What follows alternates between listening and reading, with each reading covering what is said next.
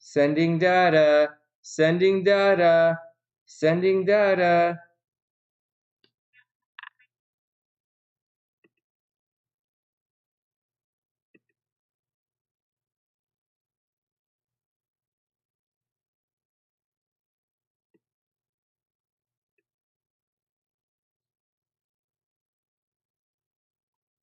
We made it. Hey, Susanna, what's up? Hey, Bunny T. Hey, Gingy, what's up? Oh, my goodness. Okay, let me lose this. Let me lose this. Let me refresh this somehow. We have to get out of this and get to the regular one. So Ruby's going to be there. I apologize, guys. We had a problem with the stream. So one person is watching on Twitch. Hey, Twitch, what's up? I hope you're having an amazing day. We're not running late per se. I just kind of screwed this up. So I just need to get this going again. Stream finished. Oh, well, there's the problem with this.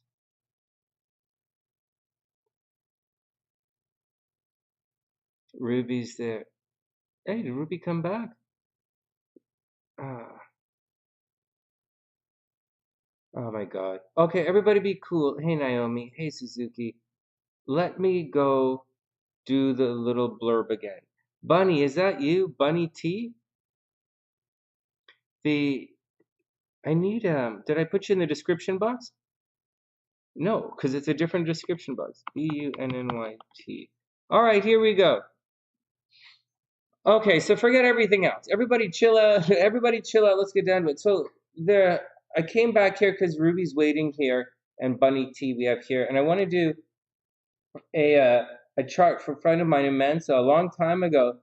I don't know a long time ago, but I was going through my messages. Am I going through my messages, and I'm finding a bunch of messages that I never received.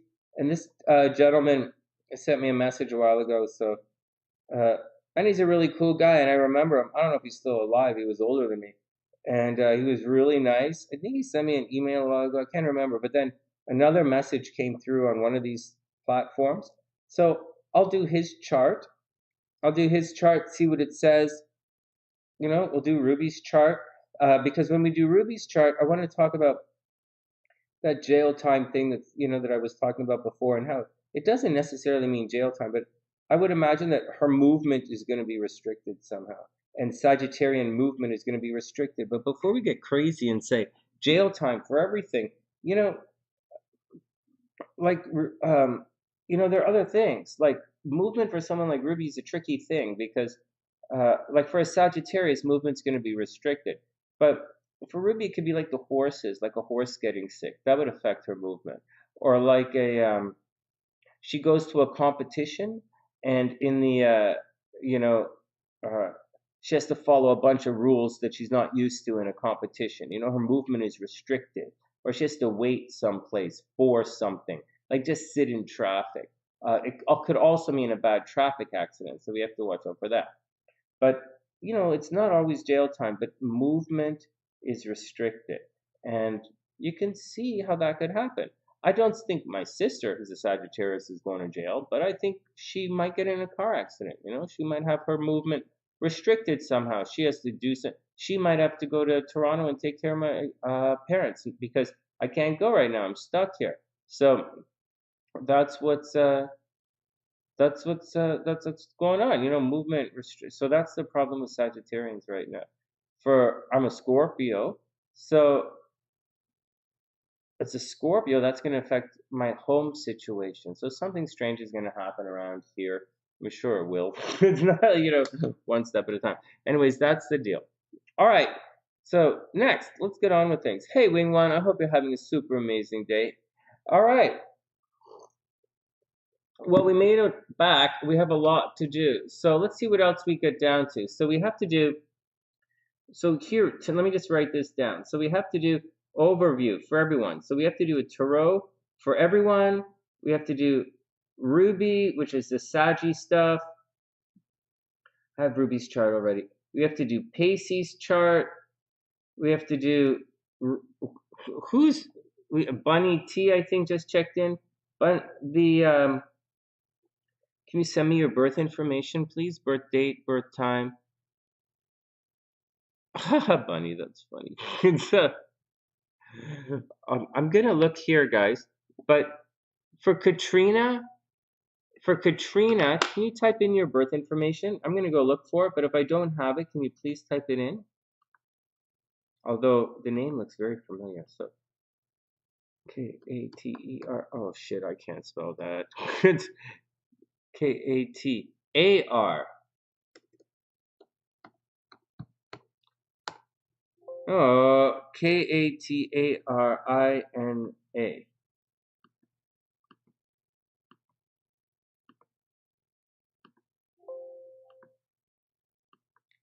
Well, there's a strong possibility I spelt this incorrectly. Oh, also, I'm in lousy shape. My diet's getting worse. I fell off my diet in the last little while, 2 weeks ago, and I hurt my arm at the gym. So my diet is all completely messed up. Hey, Katerina, I'm not seeing your chart here. It doesn't mean it's not here. I'm just not seeing it. Can you type in your birth information, please?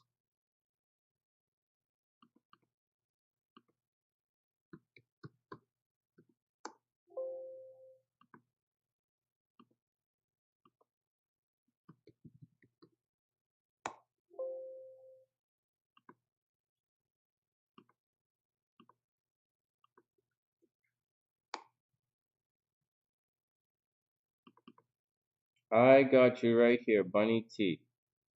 I got you. I got you, Bunny T, right here. I got you. I got you, Bunny. I got you. I got you. I got you. I got you. I just found you. I got you, Bunny. Everything is cool. Hey, M. Smith. You're now living north and west of Toronto. Hey, very cool. Very cool. So what's going on? Oh, raffle. Fuck. Okay. Raffle. Hold on, I'm writing it down. So tarot for everybody. Then we're gonna hang out and um we're gonna do Pacey's reading and Bunny's reading. Bang bang, because they're not gonna take too long. If you guys want readings, just do the regular thing. Here, let me write this down. And then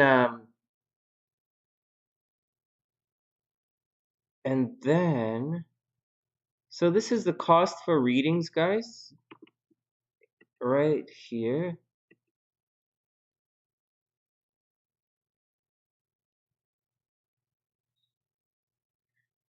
Danny, no. I can absolutely do it again, but I'm not redoing it. You have to pay for me to redo it, without question, because I sit here and I ask you and I read it out loud. All right, here you go. Here you go, guys. Here you go. Here you go. I got you, Bunny. All right, next. But Danny, I'll check it. I'll check your chart right now, actually, to make sure that we have it, so that it's done. It's all cleaned up in case we need it again. Dani, right? Danny. Let's see.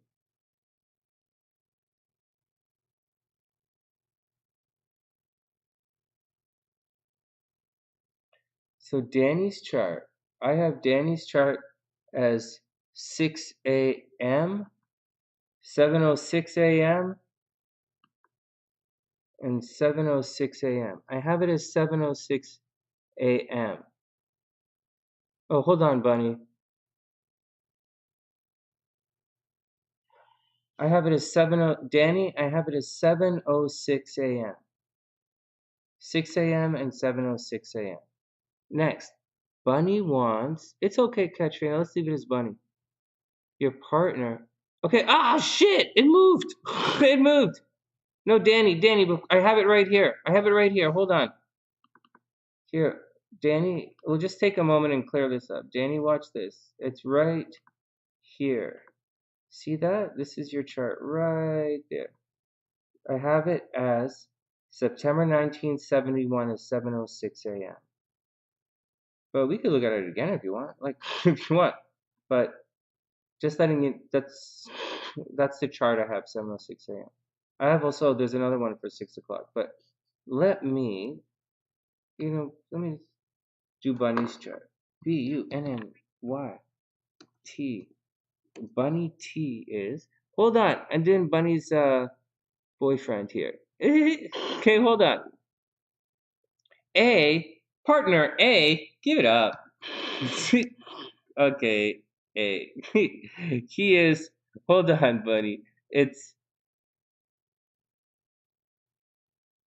for March 7th. Is that it? No. It's the 4th of.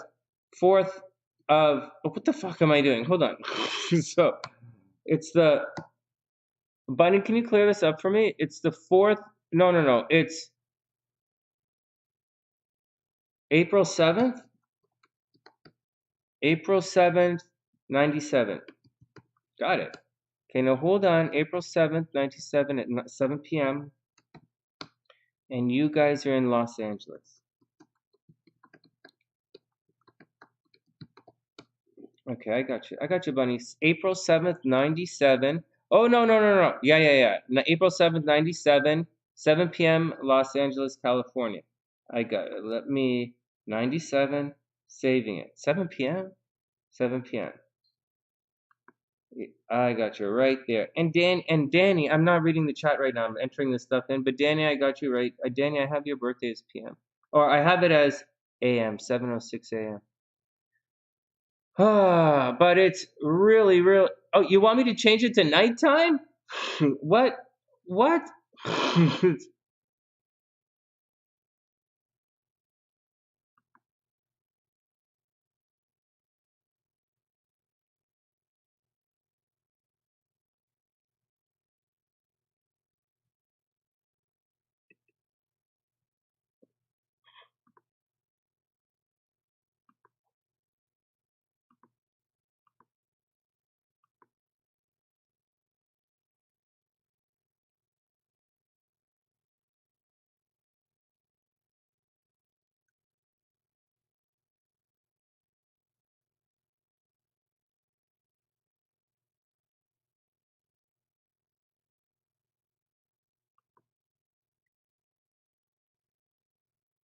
Yeah, I have this chart right here as well, Danny.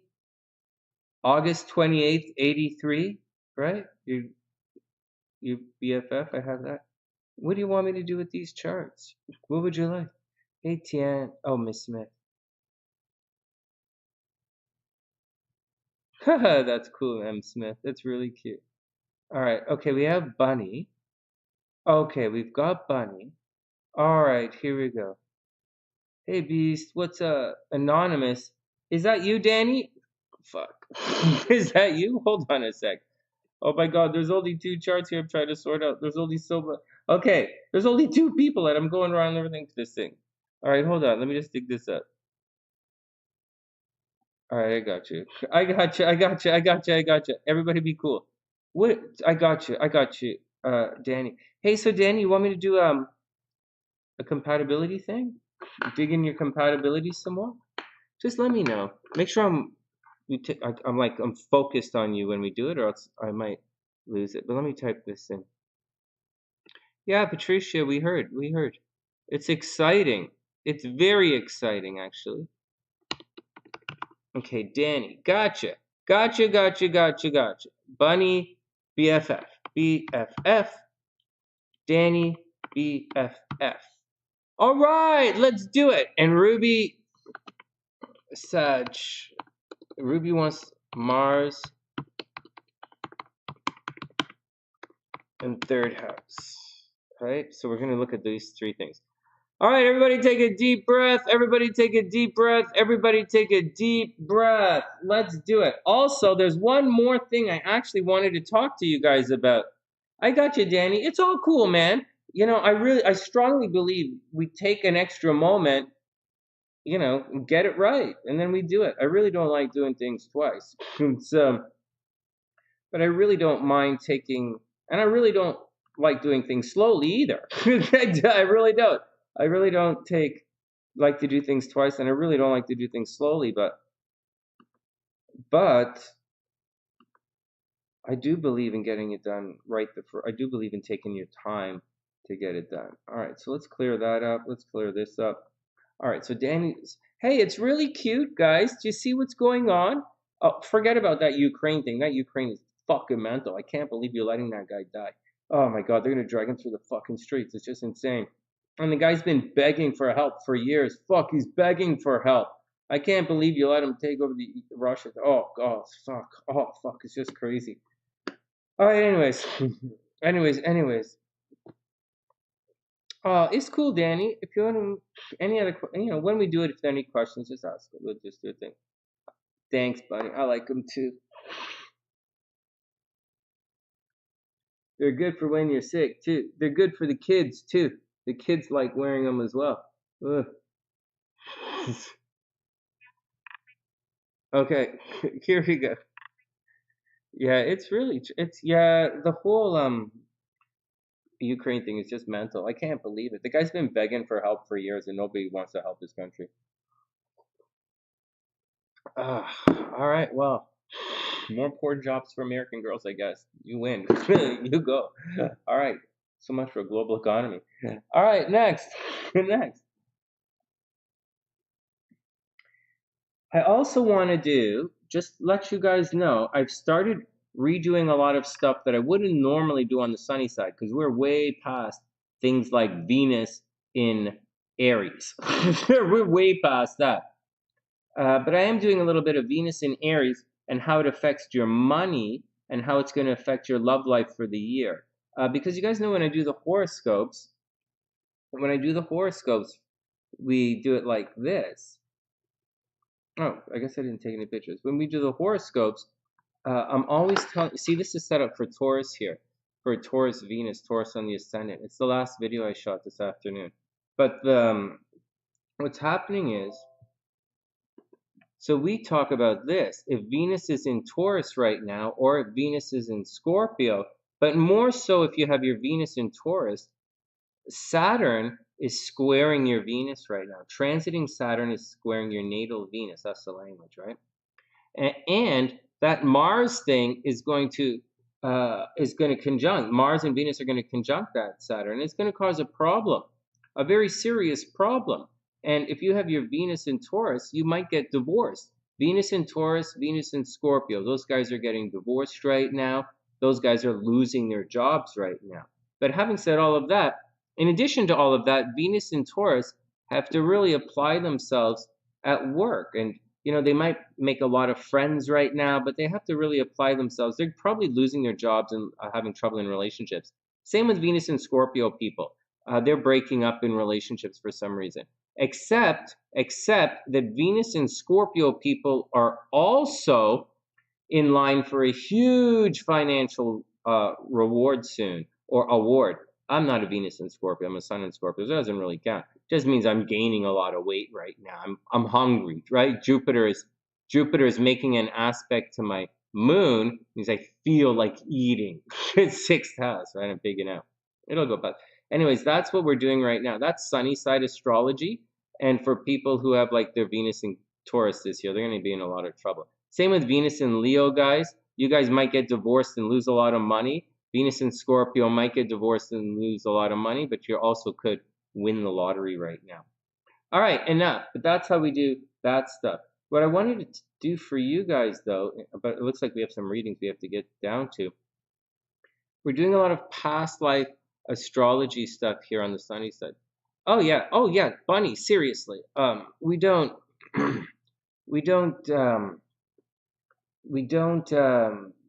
it's more than just like, not like, if you have your Venus in Taurus, yeah, sure, it means you're like stable, stubborn.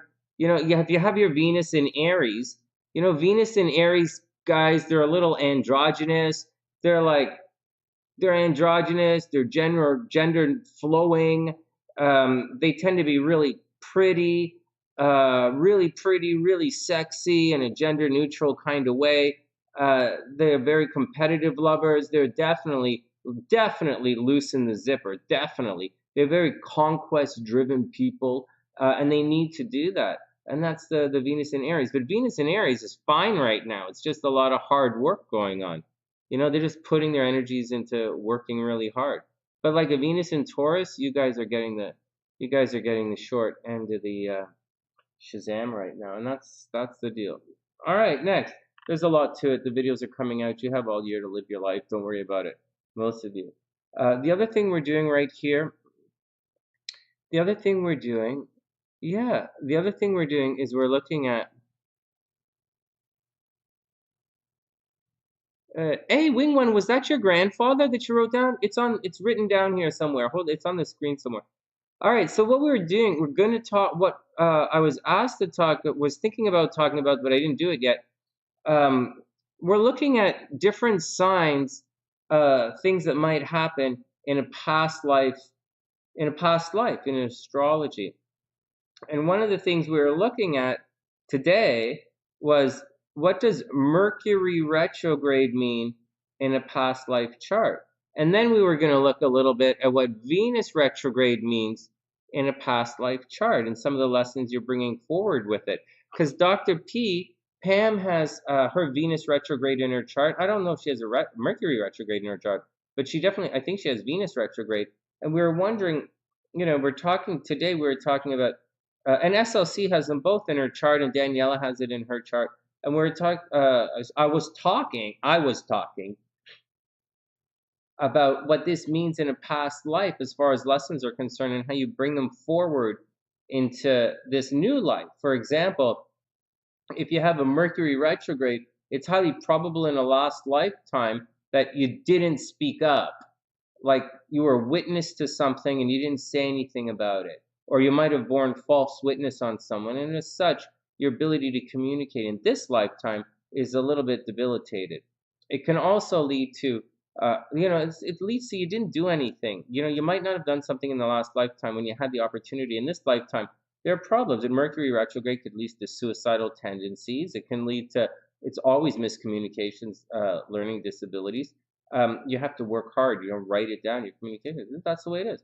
A Venus retrograde in a past life chart could easily mean that you were taken advantage of in the last lifetime, and you have a tendency. You have a tendency to, in previous lifetimes, you're bringing this theme forward of giving away your love, falling in love with the wrong guy, or falling in love with the wrong girl, or the wrong person, or giving your money away, and or having people steal your money, and you haven't learned those lessons. And in this lifetime, you're just doing the same thing. You're repeating this situation, and you have to somehow lock it down, not give your heart away to the wrong guy, not allow your stuff to get stolen, not give it away. These are some of the things you have to do with the Venus retrograde. You have to learn to love yourself. Mercury retrograde, you have to learn to understand yourself, use your own thoughts, your own words. You might have had an over reliance to listen to someone else, rely on someone else. Now you got to rely on yourself because you can't speak. You had a Chicken Little thing. Hey, motherfucker, hey, motherfucker, hey, motherfucker. And everybody, you finally, and you're like, hey, what the fuck? So you got to, so that's the deal. Those are the lessons from the past that you're bringing into this particular lifetime. And that's just the way it is. You're going to have to deal with it. And, I believe the way to resolve those problems in this lifetime is to find someone who can diffuse some of that troublesome energy in your chart. So if you have a Mercury retrograde in your chart, you're going to have to find someone who understands that and can relate and understands that Mercury and speaks that Mercury language. As far as Venus's retrograde is concerned, you have to find someone who speaks that Venus retrograde. Now, something like Mars squares Venus, and you have an even bigger problem, like you don't know what the hell you want, on top of making poor decisions, then we got an extra problem here. If Mars squares Mercury retrograde, and you're arguing all the time, on top of poorly expressing yourself, you're argumentative and you don't know what you want to say, and you're being a space cadet about the entire thing, then and you're being deflective, then then we got another problem on top of it. So try not to super compound your past life problems. Just because something happened to you in a past life don't mean you got to be dumping that shit onto me. And that's the deal with that past life stuff. It's pretty neat. All right. There's also, yeah, Dr. P was born under multiple retrogrades. So in the last time, but you're a doctor, Pam. So you're clearly doing it this lifetime. in the previous lifetime, you may have had the opportunities and you kind of sort of might have just stood there and watched. Like maybe you didn't have the opportunities, like you didn't speak up, or someone took advantage of you. Venus retrograde, maybe so many people took advantage of you in your love life or your generosity. Venus, your generosity. People took so much, took so much advantage of you in a previous lifetime that your Venus is shut off and healing this lifetime. Right? Like it could be healing. It's this lifetime, a retrograde Venus could be healing itself. It's not allowing you to seamlessly get into that next relationship. Yes, you can do it, but you have a lot of that retrograde karma that you have to deal with. Same with Mercury. Mercury retrograde, your ability to communicate and process information. It's retrograde. It doesn't mean you're an idiot. It just means maybe you don't spell so good. That's what it tends to mean. And that's it for that kind of stuff. Hey, I'll tell you guys something else.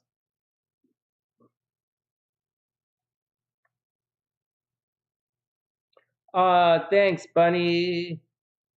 Hey, William, because that's a good question. We were talking about Russia, Ukraine invasion. We were talking about the Russia-Ukraine invasion. I think that should be pretty obvious.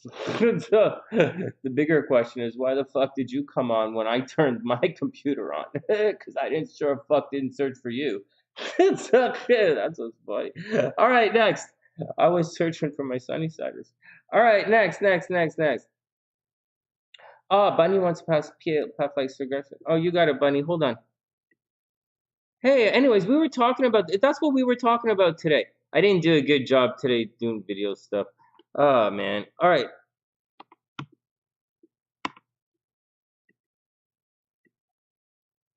All right, so there you go.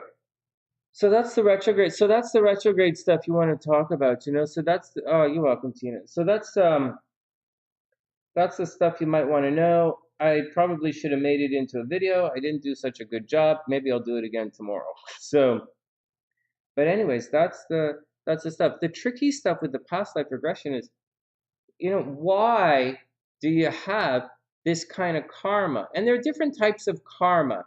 And so that's just the way it is. There's just different types of karma. And so, but why?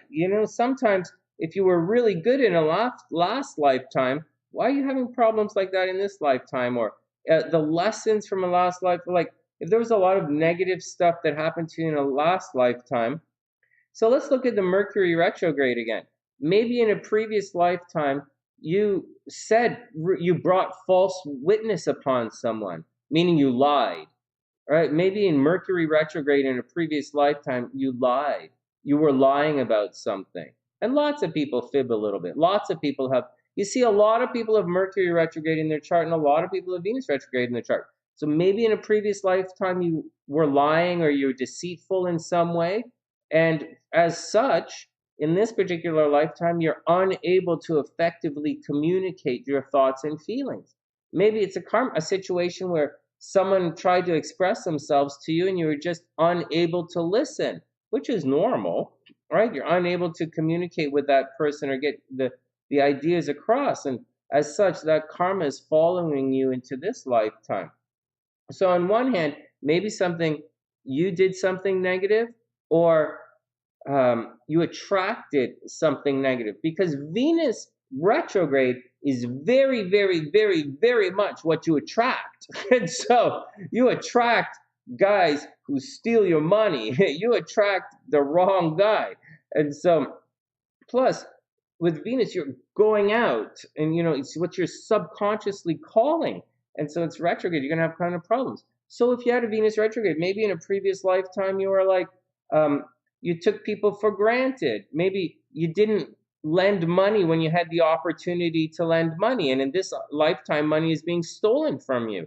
Or maybe your Venus is retrograde in the last lifetime. You were a little slutty.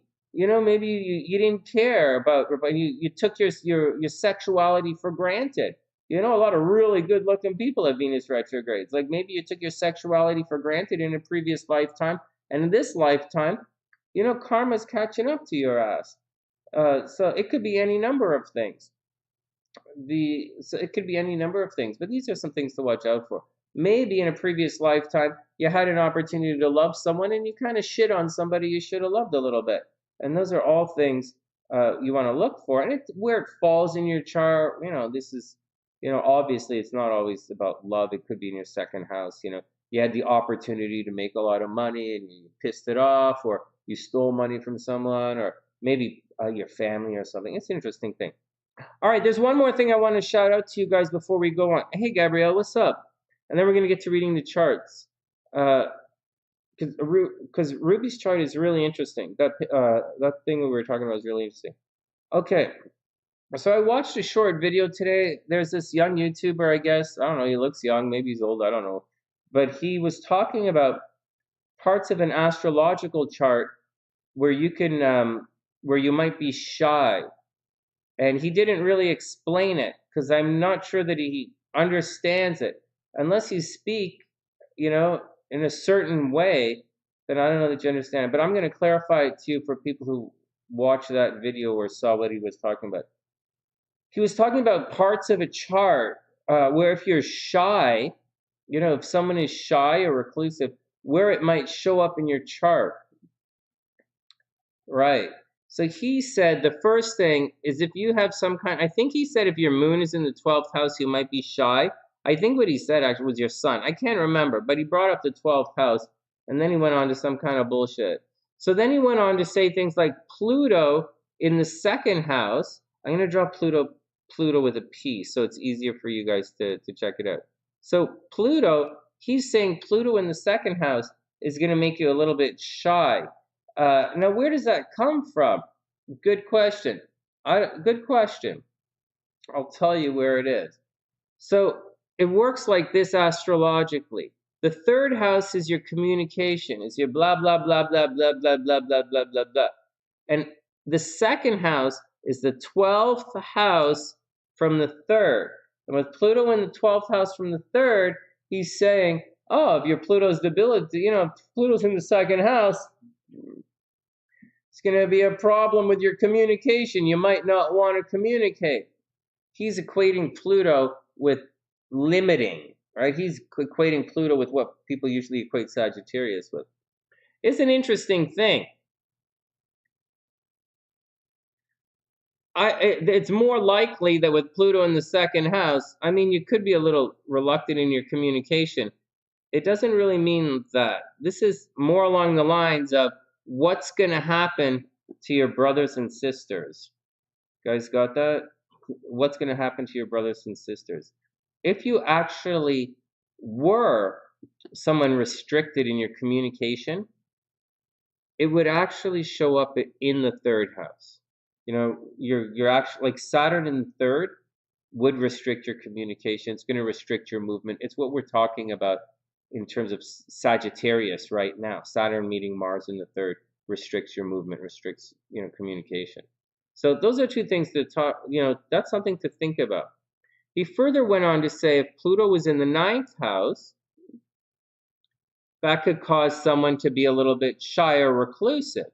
Again, what he's trying to say is the 9th house is actually the 12th house from the 10th. And he assumes if something is dangerous or dysfunctional, let's say in the 9th house, because it's the 12th house from the 10th, which is part of your popularity, because the 9th house, he considers Pluto debilitated, which is not, Pluto in Scorpio he's not debilitated, but he's saying if there's something negative in the 12th house, or 12th from the 10th, it means the person's not going to want to go out into the public. But I'm telling you, I understand what he's saying, and he didn't say what I'm telling you. I'm telling you what I think he's trying to say, or where I think his information came from, because I'm a motherfucking astrologer and I know where shit comes from.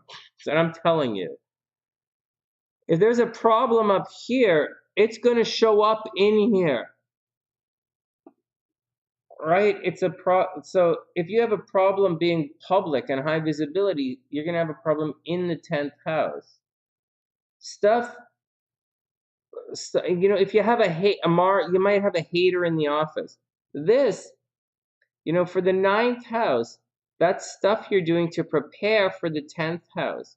You know, it is the 12th house from the 10th, and it does mean so you have to watch out for certain things at certain times, depending on the planet and how it works out and how the energy plays out. But before you get crazy about it and you do all these, go deep in these divisional charts, you should look very clearly at the chart and see what's happening. If we were doing SunnySide astrology, I would say if someone was reclusive and shy, moon in the 12th house, right? Reclusive and shy, maybe Venus in the 4th house. They like to stay home. Saturn over here in the 10th house. These guys can be or Saturn in the 11th house. These guys tend to be reclusive and a little bit shy, so to speak. If they had, sometimes the sun in the 12th house.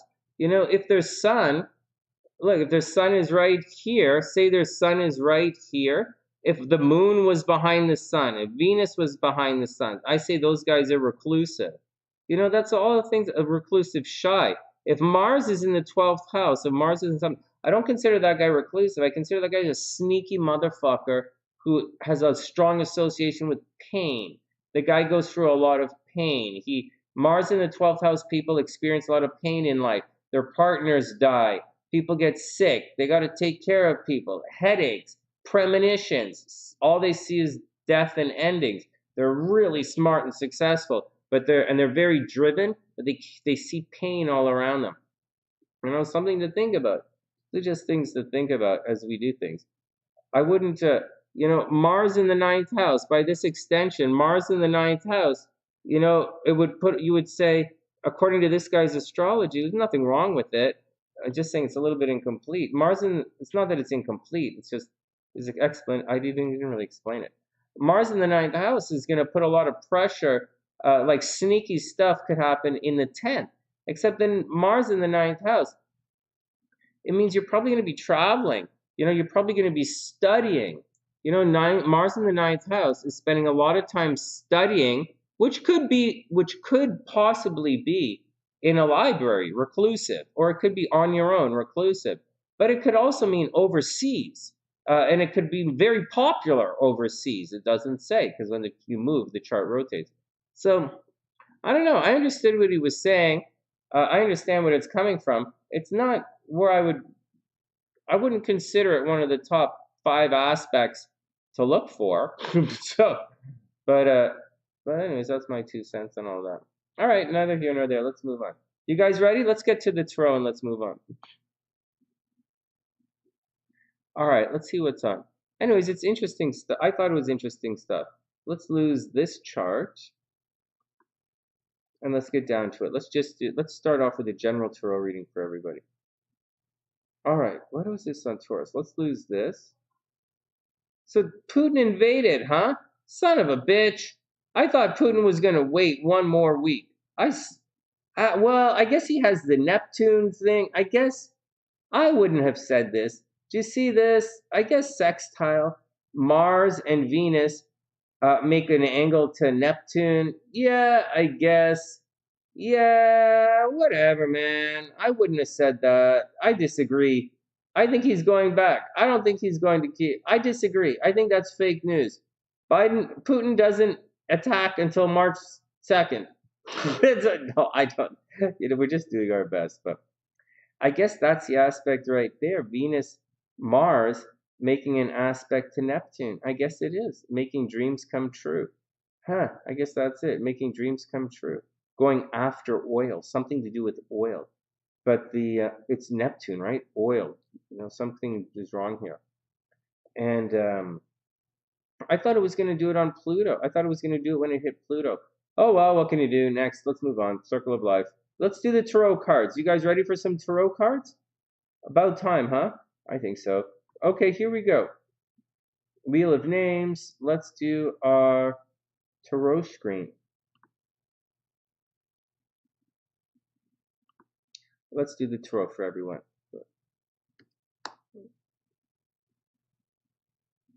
I feel bad for the Ukraine, man. I don't I don't know what to say. The guy's asking for help. I'm a softie though, so I'm a softie. What do you want? I'd say go save him. But I'm not American though. So that's the thing. Do Americans think it's their responsibility to go in and save everything? They don't have to go in and save everything. It's just a real fucked up time in history. I don't think I don't think France believes in NATO. I thought France wanted a European alliance. Well, whatever. Whatever they did, whatever they wanted, whatever they did, they lost. You guys fucking lose the game. You let the guy take over free people. You put a major disruption in the online sexual industry, and you fucked up our Easter egg hunt. So that alone, and you guys only won silver in the fucking Olympics, so that's nothing to be proud of. But you know what? I like Russian people. I like Russian guys. I think they're a lot of fun. So I like this. I'm not gonna knock the people, but what Putin is doing is a little crazy. Okay, here we go, guys. Time to guess the cards, and then we'll move on. All right, I did it. I did it. I did it. Just one sec. Here we go.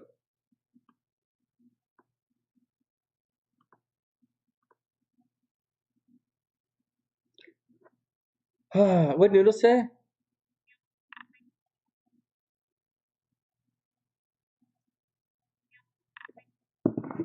Earth is mentioned in astrology. Earth is mentioned in astrology. Noodles, watch. I'll show you. Watch right here. Okay, what is this chart? Oh, this is the chart for those videos I'm making. Earth is mentioned right here. Watch. Okay, Noodles, you see this? This is a geocentric chart. Can you guys see this? Hey, Gabrielle. 5 of coins? How could you possibly be? Holy smokes. Hey, Gabrielle, you're listening to the horoscopes. Don't get pregnant. Don't get pregnant. Don't get pregnant. Don't get pregnant. Sonny, I'm at the age. All right, whatever. Go have fun. Sonny, why would you say that live? All right, no. You hear my horoscopes, right? Virgo, Virgo, Virgo, Virgo. See how worried I am about certain signs, Go do your thing. All right, here we go. Excuse me. All right, anyways, we're gonna come back for a sec. Okay, so you guys asked, what did you guys ask? I pulled this up and I lost track of what we're talking about. You guys, Noodles asked, oh, this is a geocentric chart, right? This chart has Earth in the center right here. It depends how you look at it. This is a geocentric chart. You can easily change it right here to a heliocentric chart. And then we have the Earth right here. This is the Earth right here. Do you see that, Noodles? So this is a heliocentric chart and sun-centered chart. So you don't see the sun on this. There's the Earth right there. Dun dun dun dun dun dun, dun. And we switch it back. Dun dun dun dun. Here's the sun right here. So some people do it helio. It all depends on what kind of astrology you're doing. All right, let's get back to it. Good question, though. Good question. All right.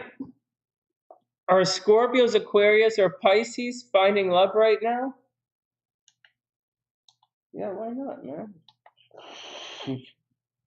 Oh my God, SLC got me this thing for the Suzuki. That's really cute.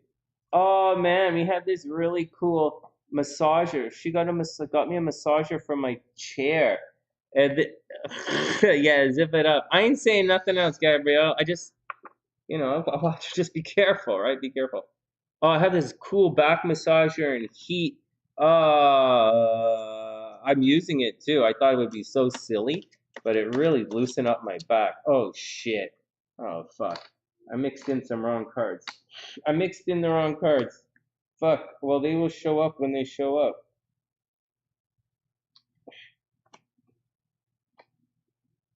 All right, that's okay.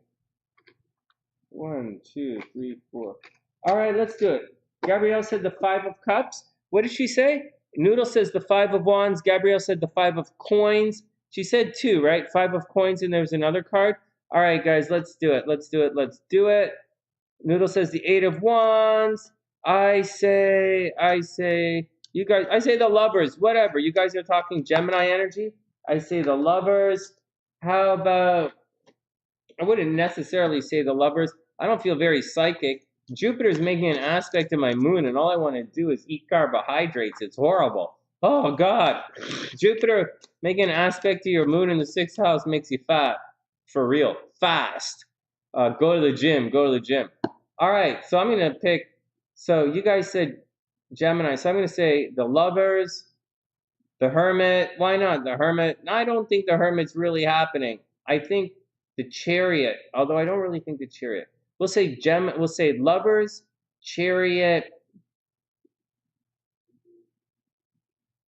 Four of Cups, daydreaming, right? Four of Cups, Three of Coins. Four of Cups, Three of Coins. You got to do the work right now, guys. There's something. A drunken albatross on a bike. What? The Devil and the High Priestess. Oh, those are good work cards. Devil and High Priestess. You know what? We're still doing the. We're still. Venus is still conjunct Mars. I can't express to you guys enough of this. Five of Coins, right? I can't express enough that Venus is conjunct Mars. A very, very good example of Venus conjunct Mars is Russia taking over Ukraine. They just took it over. Venus was applied to the Mars. They just did it. They just Mars and Venus. Nobody said anything. That's the way it is. And I would imagine that's what's going on everywhere. They everywhere. They're gonna come in and do something crazy, and and then nobody's gonna say nothing. Venus is right there, softening everything up. Everybody's a little bit of a softy right now. Venus is making Mars a bit of a softy. And if you're a fucking psycho right now, you're gonna fly under the radar. I'm just saying, it's a crazy scene we're going through. But nevertheless, that's what we're going through. But in April, we won't be going through it anymore. It's going to get hard. Mars is going to conjunct Saturn all by itself. So it's going to explode. But until we get there, we have to go through a bigger change first. All right, so here we go. Here we go. Everyone is up.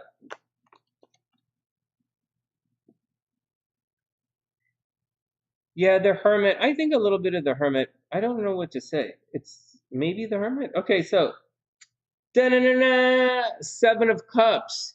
Indecision, guys. Seven of Cups. So the Seven of Cups means, oh shit, let's put timestamps in here. Oh, my nose is plugged. Seven of Cups.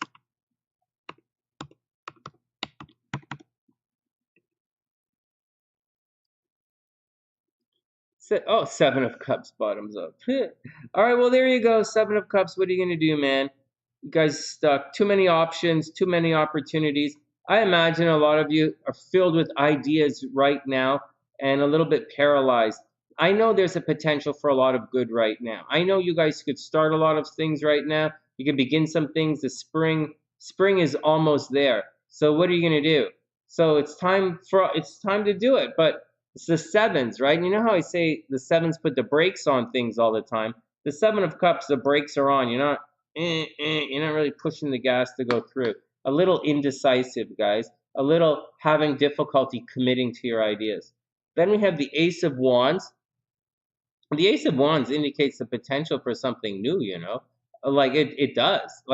It does. Like there's the potential for some kind of new relationship or new activity or some kind of new excitement or passion to come along.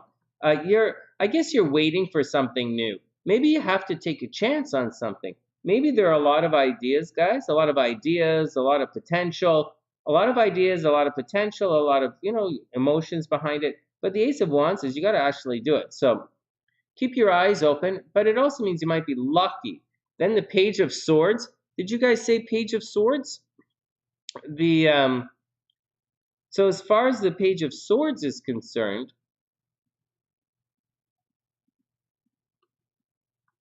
so in this situation, these cards are all right side up. So you have to watch your words, guys.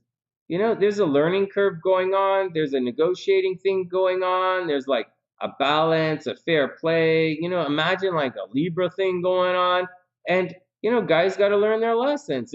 They're testing each other out, right? Page of Swords. You guys are testing each other out. You're checking each other out to see how it all fits and how it all goes together. And then finally, the Knight of Swords reversed. So communication is all over the place, man.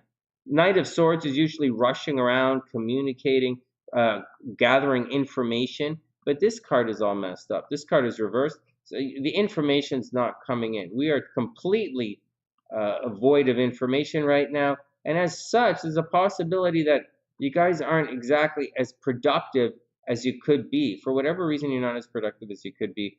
And you're probably waiting on information or waiting on using that waiting for information as an excuse, and you're kind of scattered. But look, you put these two together. It's clearly you're clearly not moving forward. You're probably stuck in Page of Swords. You're probably stuck in research mode. There's probably something you want to do, but you're reluctant to move forward. You're probably studying what to do. You know, like studying tarot instead of reading cards, or like studying something instead of doing it. You guys are researching something, which is okay. I'm not researching anything, just to let you guys know. You know, it's just my schedule is all fucked up, so I just have trouble shooting the videos. All right, so here you go. So there you go, guys. Good luck. All right, next.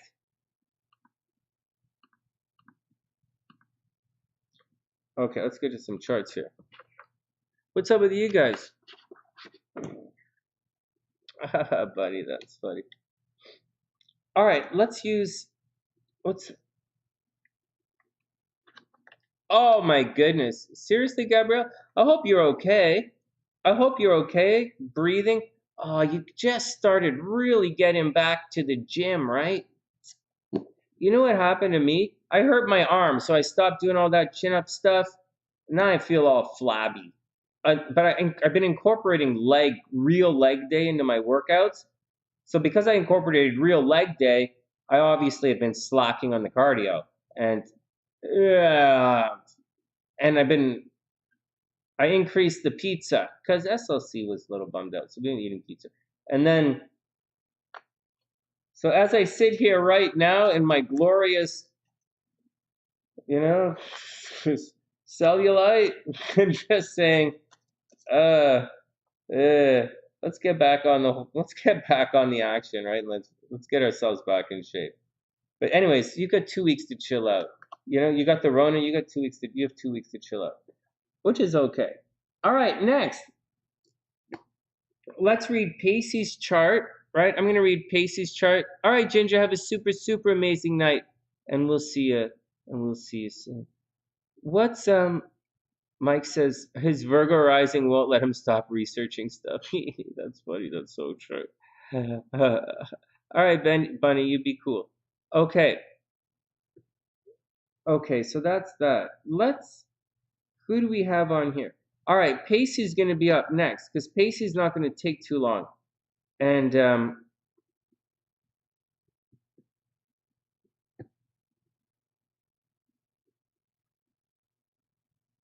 Pacey's not going to take too long. Hey, did Danny want me to do a compatibility reading? You wanted me to do a little. This is that guy, right? Danny, this is that guy. All right, well, we'll check it out. It's all cool. Yeah, we'll dig deeper into that guy in a sec. Okay, let's do Pacey's chart first.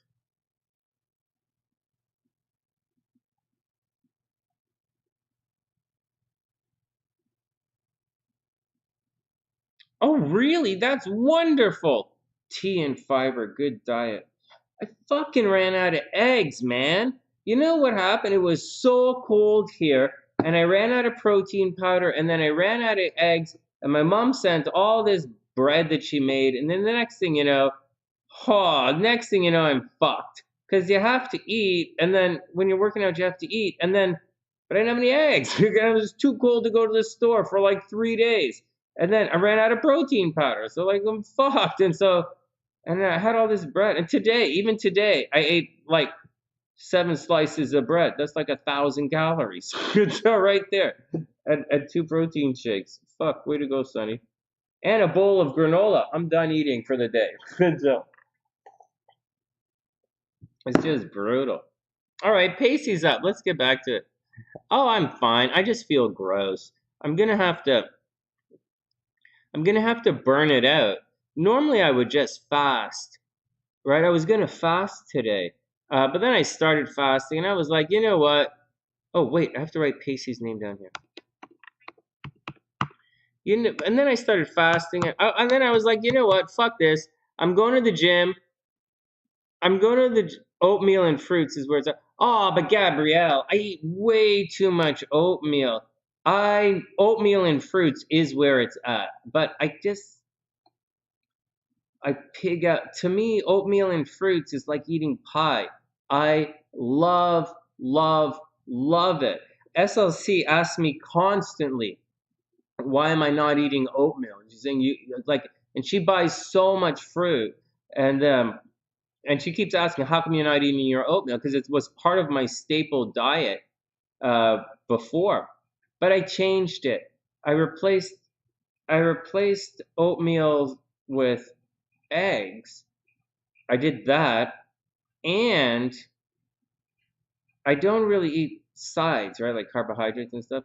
But because my mom sent so much bread, like she sent like 4 loaves of bread and then another 4 loaves of bread, and she makes it with carnation milk and stuff. It's really dense calorie. It's like food, and so I want to eat it. What the fuck? My mom sent me food. I'm gonna eat it, and so that's what I've been doing. And you're not supposed to eat half a loaf of bread in a sitting, but like whatever, man. I'm grateful for it. There are gonna be times in my life when I don't have it, but for the meantime, whatever. For the meantime, whatever. But I do agree with you. Oatmeal and fruits are where it's at. That is the shit. That to me is like eating dessert all the time. I love it. All right, next.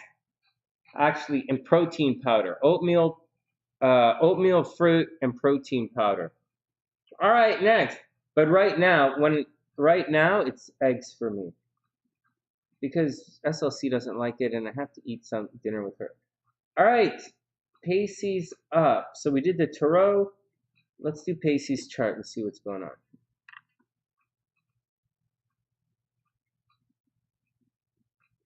All right, let me start the stopwatch. So Pacey's an old friend of mine from Mensa. When I was back in Toronto, I think I got a message from him, but I'm not sure. But I did get this message. I was looking through my stuff in the last couple of days, and this message did come up, and he was asking for a reading. I don't know where it is, what happened. So this is it right here. I might have the wrong chart, but this is what I have right now. Pacey's born on January 1st, 1945, and I don't have his birth time, so I put his sun right on the ascendant here so that it's easier for us to see what's going on. Holy smokes, he has a lot of retrograde in his chart. Look at this. Oh my God. Oh my God. Now I haven't actually spoke with Pacey in about 20 years. About 20 years. Seriously, maybe a little longer. And so this is a lot of stuff. Or maybe 15 years. Maybe 15 years I haven't spoken with him. But it's a lot. And I used to see him when I used to go to the Mensa gatherings in Toronto and stuff. Anyways, this is a lot of stuff. I do know he used to have problems with his arguing with one of his brothers or his parents or something. And I can see that in his chart right here. But I'll show you what's going on. He's obviously a brainer, right? Just letting you know. For one thing, things you guys don't know, Pacey used to do this thing in the newsletter called Pacey's, I think he called them Pacey's Mind Mugglers. Or, no, he did Pacey's Puns.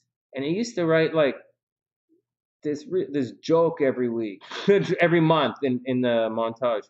And it's the Toronto Magazine.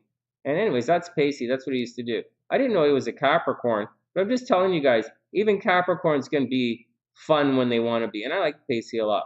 All right, so here we go. Let's look at his chart, and then we're going to get down to some stuff in his chart that should be, I know him a little bit. This is, although I haven't seen him a long time, this chart kind of makes a little bit of sense from what I know. All right, so Pacey is, and, oh, I know why things seem so weird. I didn't start my timer. Okay, here we go. So Pacey is a Capricorn, and we don't know his rising sign. We don't know exactly what time he was born, but he's a Capricorn with a Leo moon, which is interesting. It means he's a very progressive person. Oh, also his south node is right here by his moon in Capricorn. So he's a Capricorn. He's a progressive person. He could be a little standoffish.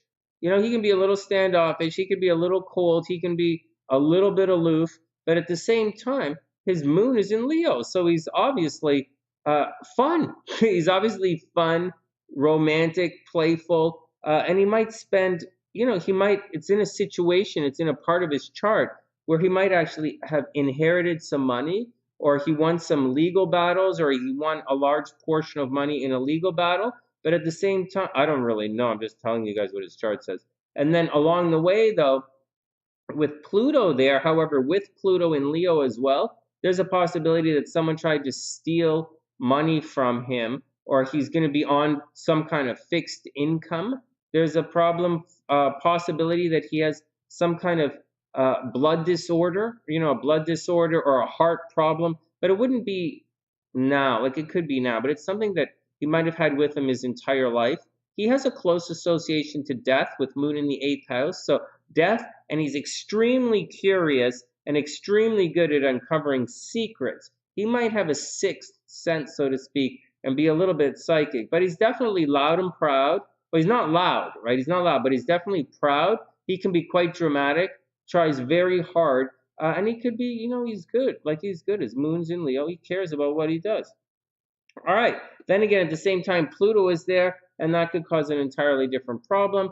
People stealing money from him. He would have had problems in sexuality at one time. Also, with the moon in the 8th house, it could lead to people around him drowning, association with drowning, oscillating moods, interest in the occult, very inquisitive, and, very playful and romantic all at the same time. With the south node right here in the first house, it says right by his sun, it's a possibility he was overly independent in this lifetime. There's an emphasis on being overly independent, overly cold, overly progressive, overly critical, and not spending it. And as such, it would have been problematic. He probably didn't spend. Probably took his partnerships for granted, right? If he did get married, I don't know if he got married or not, but if he got married, it's almost guaranteed that marriage would end up in divorce. Almost guaranteed. Marriage and divorce, cheating in relationships. Almost guaranteed. Marriage and divorce, cheating in relationships.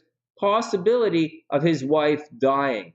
Also, okay, so that's all strong possibilities there. It's a guaranteed divorce, guaranteed cheating in relationships. High possibility that the spouse or girlfriend died.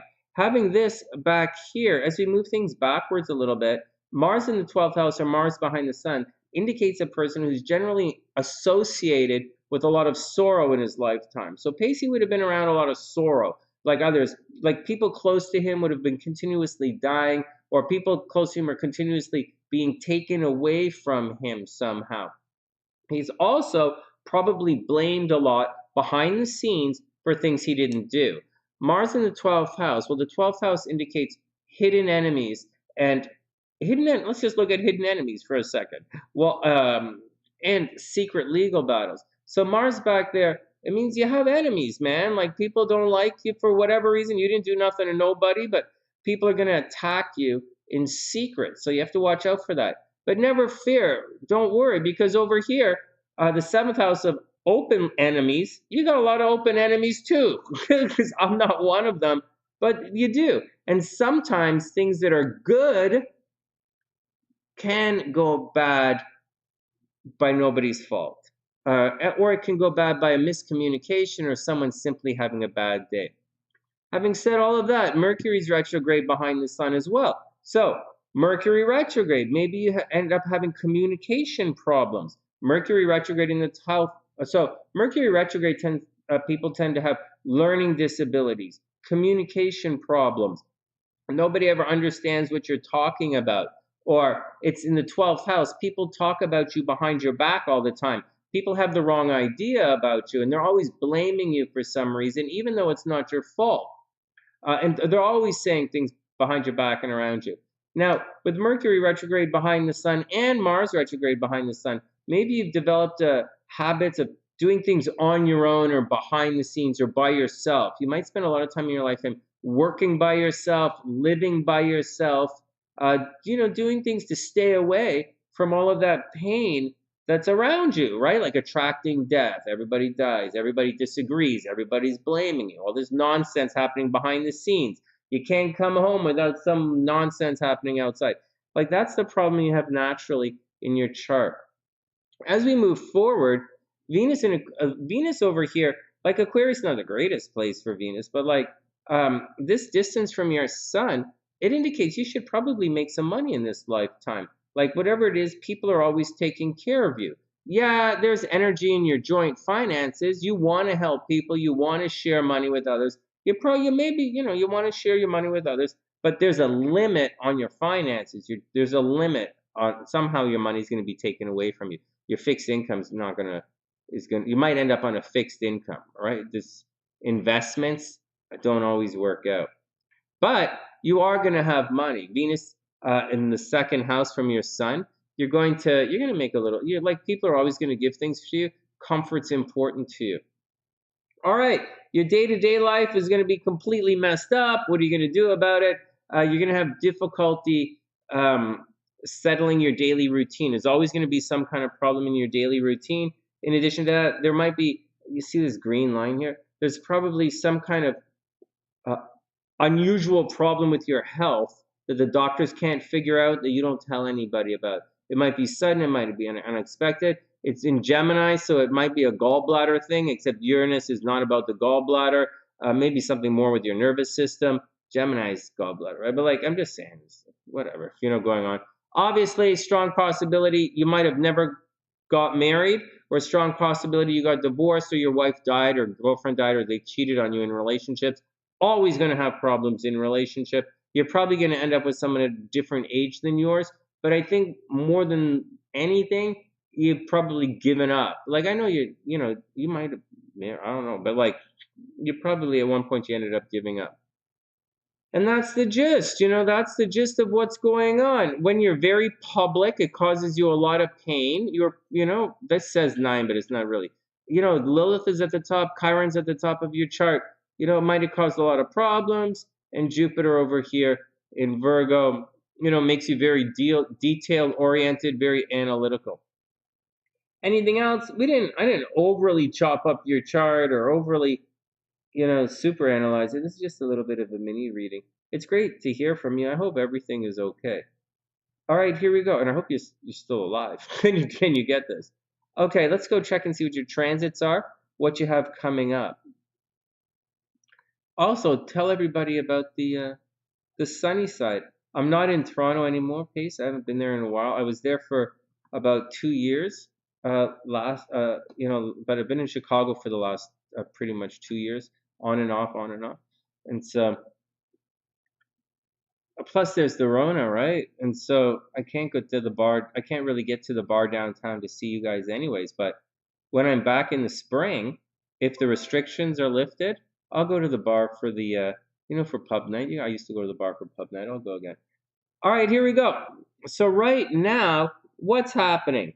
So Pacey, this is going to be a difficult year for Pacey, whether he realizes it or not. This is the stuff I'm making those videos on for you guys right now. His Venus is in Aquarius. Not all Venus in Aquariuses are equal. His Venus is in Aquarius, so he's easy breezy. You know how I said there are all those problems in love? With his Venus in Aquarius, he might not even want to be in a relationship. He must just want to hang out, date his friends, be social, be happy, not stress anything out. Light, no strings attached fun. Maybe that's the action. But what's going to happen later on in the year, not right now because Venus is going to go, Saturn's going to go retrograde, but later on this year, Saturn's going to cross his Venus. And when it does, he's going to be in a lot of trouble. It's going to take away his money and it's going to take away his love life. If you have an Aquarius Venus, you're in a lot of trouble this year. Guys, just letting you know. Money's going to be tight and your love life is going to be tight. Saturn is going to dry it all up and it's going to be a little bit painful, so you have to watch out. It's in the second house, so Pacey's going to have to work really hard for his money this year. He's going to have to do something and he'll be successful. This transit can be very difficult on a lot of people, but the conjunction, if you put a lot of work into the Venus, like this Venus could be your girls, right? If he puts a lot of energy, Saturn, into the girls, he's going to be very successful because on the other side, this here is the other side. On the other side, we have Jupiter very successful down here as well. So if he just sticks to his guns and makes it through, makes it through the money problems, makes it through the relationship problems, he's going to be very successful. This particular year is a little bit of a tricky year. Now, that's it, right? His Saturn is actually in Cancer. So he went through a Saturn opposition for like 2019 to 2021. Those were the really difficult years for Pacey. Even way before that, like 2017, Pacey would have had it 2017 to 2021, I guess. Those were the really difficult years for him. A big chunk of time span would have been really difficult. Everything cut across like this. But now he's kind of getting out of it. Anyways, for right now, as far as everything is concerned, there's unexpected stuff happening at home, right? Watch out for rent increases, breaks, something crazy is happening at the home. Oh my God, Pacey has Uranus over here in Gemini. Maybe, no, day-to-day life, it's okay. So, and then over here, his identity should be pretty good. He should be looking pretty good. He doesn't really have much to worry about. He should be looking pretty good, feeling pretty good. The only thing he has to watch out for is a little bit of love and money this year. And that's the action. Otherwise, just take it easy and everything is going to be pretty cool. And that's it. That's the Pacey's astrology reading. I hope everything is pretty cool, man. I'm back in Chicago again. And I hope everything is cool. Wishing you the best. And I'll see you soon. All right, next. That's Pacey, man. Yeah, Pacey's a super brainer, right? He has his Mars conjunct, Mercury conjunct Mars, right? A lot of energy into his thinking. Look, his Mercury is retrograde and he's an M. How can you dig that action, right? I'll tell you how you can do that. It's because Jupiter makes an aspect to it. That's obvious. And so, all right, next. next.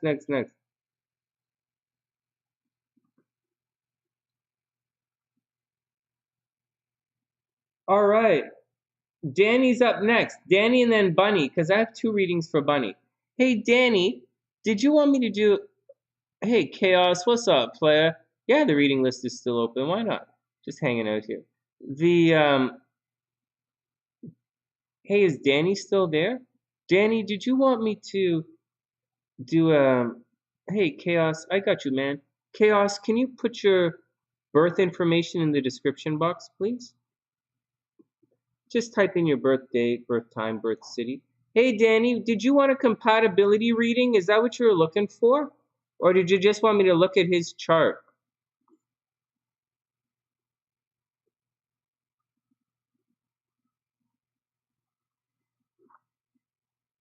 Which would you prefer? Would you like me to do a compatibility reading or should I look at his chart? You want me to look at his chart? Or see what's going on with him? This guy's not going to jail. He's a Virgo. Is that what you were talking about? All right. And Chaos, can you please type the birth information in?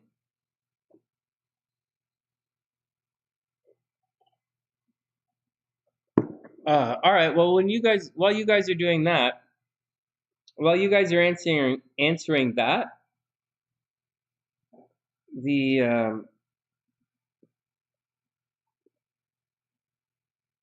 that's okay, Bunny. That's all cool. A little of both. All right, let's do it. Hey, I'm behind the stream. I'm a little behind this. I'm a lot behind the stream as well. The video is very much behind the stream. It's difficult for me to do that, to do the stuff with the video. Plus, I was looking on another thing. Oh, Ruby's right here. Oh my goodness. Oh my goodness. Did she just type in? Wait. Oh, yes. Yes. I just refreshed. Yes. Hey, you made it back. Oh, thank God. Oh. Hey, Ruby, this is the live one. Thanks goodness you made it back. That's uh good. Ruby's here. We'll sort it out. Okay, everybody hold on.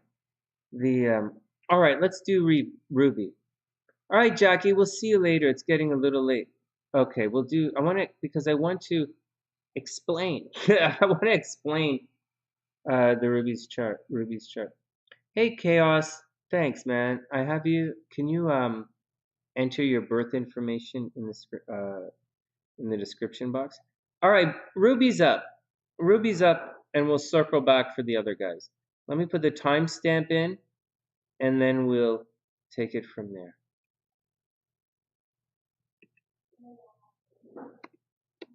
Oh, she found us. Good. I'm gonna delete the other one.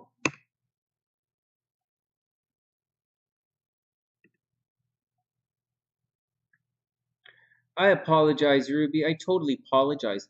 I somehow went live on the other one,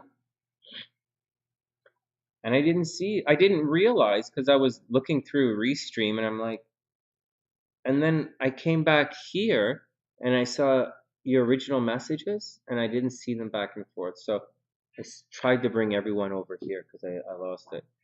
But let's start again. I apologize for that.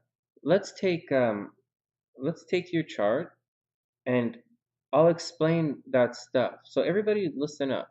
I'll explain the stuff because about the Sagittarius and jail thing. Um, I'm not going to go back on it and say it's not going to happen, but because for some Sagis it probably is going to happen. Uh, but in your particular case, there are a number of other things that it could pertain to just as easily as well. So, excuse me. I'll talk to you about that, and I'll show you exactly where it is in your chart and where to watch out for. And some of the things you're gonna have to, because you're in kind of a dangerous sport. You're in a danger. I'll stop beating around the bush. You're in a dangerous sport. So it's not necessarily about going to jail. It's about maybe your movement is going to get restricted, and there are ways. But let's look at it let's look at it in a different way. Let's look at it in a positive way. Let's say maybe like let's say you go to a competition, and your movement is restricted at the competition, or like one of the horses, uh, they want to disqualify a good example, they want to disqualify one of your horses. Third house, communication, big problem, movement. Maybe they want to disqualify one of your horses, or maybe you go to a competition, and you have to stand right here, or you have to do this, or you have to do that. Everything is regimented and taken completely out of your comfort zone. Like really follow the rules, regimented, and to the detriment, but very much so to the detriment of what you're trying to accomplish. It might be dangerous for one of the horses because confined, right? Third, confined. So it doesn't always mean going to jail. It means movement restricted. Um, you might be going to if you were a kid, it would be like maybe you're going to go to a private school, or maybe you're going to go to go through a situation where you're going to have you're not going to be able to talk to anybody. So maybe something happens where for Sagittarians they all break their cell phones. Unlikely, right? But it's going to be a disruption in the communication, and it's going to be a disruption in transportation and movement, and your movement is restricted. So in addition to all of that, maybe because like my sister is a Sagittarius as well, right? And I was saying all this stuff, but my sister is not going to enter a horse jumping competition. She's not going to enter a horse anything. And My sister's not going to jail for anything. I like, there's no way I don't see my sister going to jail for anything. And but my sister could easily get into a car accident. It snows like crazy up where she lives. So, she could get into a car accident. So you have to watch out for a car accident. I didn't realize how dangerous it is dragging a horse behind in the trailer, but you have to watch out for a car accident. You have to watch out for probably not going to jail. And it's also not in astrology, the going to jail thing. It's not necessarily problems with authority. Problems with authority are way at the top of the chart in the 10th house. Mars in the 10th house creates problems with authorities. Saturn in the 10th house means you're not going to be seen, no one's going to see you when you're out there. And so Mars and Saturn in the 10th house, maybe the authorities don't like you. But that doesn't necessarily mean you're going to go to jail. It means you're just going to fall out of public favor. And so, like those Russian figure skaters, they're so great, they're so great, they're so great. And then all of a sudden a transit comes in and they're like, oh, nobody likes them anymore. They fall out of public favor. It's not a good or a bad and they didn't do anything. It's just kind of what happens. And so you're not going through that. You're going through the movement restricted phase of things for what's going on. All right. Oh, no. My sister's going to be fun. We're looking at Ruby stuff. So what's happening? You sold a horse that hadn't paid board in 2 years. Oh, well, of course. Of course. It's 2 years, man. Oh, I get it. Yeah, I get it. And now the guy's going nuts. Oh, guy's going nuts. And it's the guy's. Hold on. I have to write this. I have to write Chaos's birthday. I'm going to lose it. The guy's going nuts. You got rid of his horse. It's 2 years and he's freaking out. Wow. Well, yeah. I'd be lying if I said I can even relate to what's going on.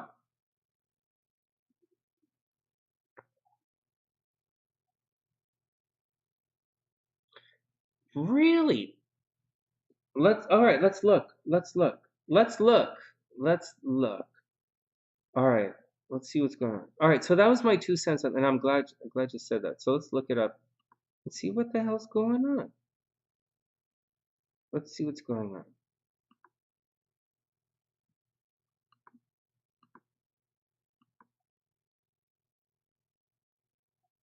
What's going on? Okay, so this is Ruby's chart, guys. What's going on? Let's see. So the peeps are getting a little bit on the cuckoo bananas. Right. Well, okay. Okay, yes and no. So we're going to look at her chart first to see where some key elements are. This is a key element right here. South Node conjunct Saturn, right? She always has to work hard. Always has to work hard for money. Always working hard.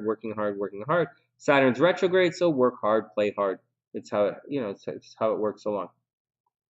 Okay, so that's what's going on over there. Money is over by Venus in Aquarius. Love and money are right here. Hold on, let me just get this stopwatch going. What the hell's going on with my thing? One sec.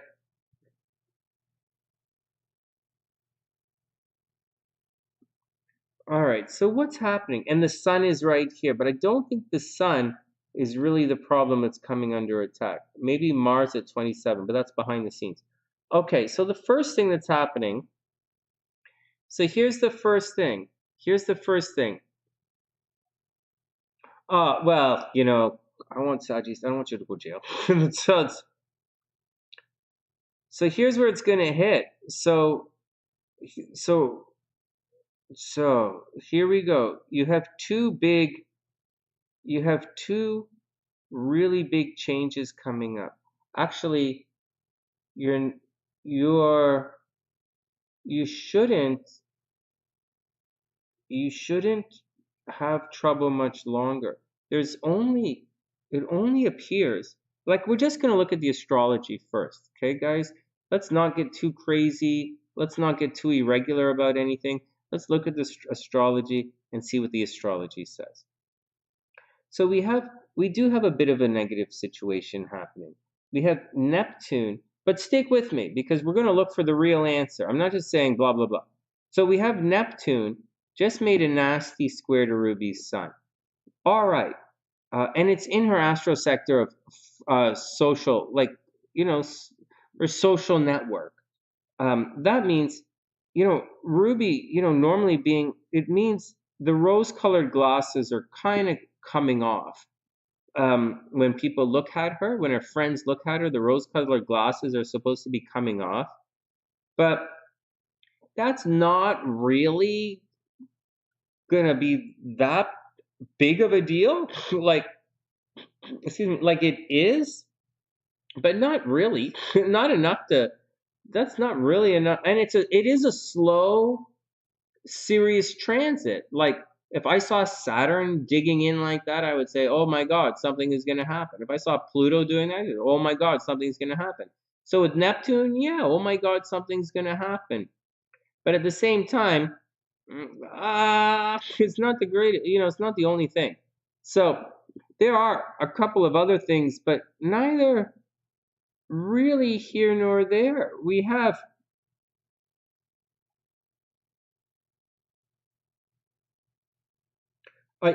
I'll tell you, there's some stuff coming up. I'll tell you what's coming up. I'm just looking for what right now is causing people to do this. And like this is gonna pass. That fallout between you and your social network or you and the peeps, that's gonna pass very soon. Like it's almost completely past. However, what's going on is you are gonna be seen like you're going to be seen in a very negative light, believe it or not, for the next little while. I know this is really bad news, but it does happen. And Saturn in Aquarius, and then Saturn in Pisces, this is going to, this is, you know, so here we go. So here's how it works. You're going to have problems in your career this year. Saturn at the top of your chart, um, your high visibility, right? Your ability to be seen by everybody when you go out into the world, like Saturn is there, and it will take things away. Like if it was over here, transiting Saturn, and I'm going to be, I'm sensitive, trying to be sensitive to what I'm saying. If it was in transiting your seventh house, it takes away your relationships. Well, or you have to put a lot of hard work into the relationship to keep it going. Uh, that's what it is when Saturn's in the seventh house. You might have legal problems with Saturn in the seventh house because you're going to get divorced. Now, okay, I get it. Your Saturn is not seven. It's just an example. Your Saturn is the 10th house. It's transiting through the 10th house. And in Aquarius, it's not the worst. It's not the worst what you're going through. However, next year when it enters into Pisces, ay, ay, ay, ay, ay, it's going to be a little tricky. It is going to square your sun. Next year is going to cause problems, but not with your next year will cause problems, not as much with your career, more with your social networking. And you went through the same thing almost 30 years ago. Say about 27 years ago, you went through whatever you're going through right now, you went through a similar thing about 27 years ago. But that's not the problem. So that I was just discussing different a transit thing. But this is kind of more important. When Saturn transit, it's going to take away like your career, your light, not like your light, like Sonny, what the fuck? No one can take your light away, Ruby. Come on. But you're you're going to disappear in the career world. Like when Jupiter is here, and Jupiter is here. So when Jupiter was here without Saturn, so say a year ago, when Jupiter was here, Jupiter was, Saturn was deep here. There was a time when you would be really popular. Like 2 years ago, I would imagine your career was pretty good and you were really very popular and high visibility and everything was cool. There were problems, yeah. I know there were transportation problems, I get it, and problems from a distance, problems traveling, I get it. But then their career was pretty good.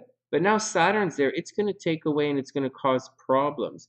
Now, here's what's going to happen. But wait, okay, before I look at what you said,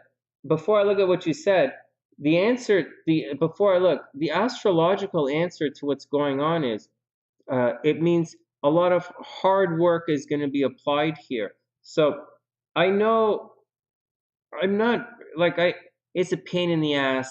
It's bullshit. I get it. Pain in the ass bullshit.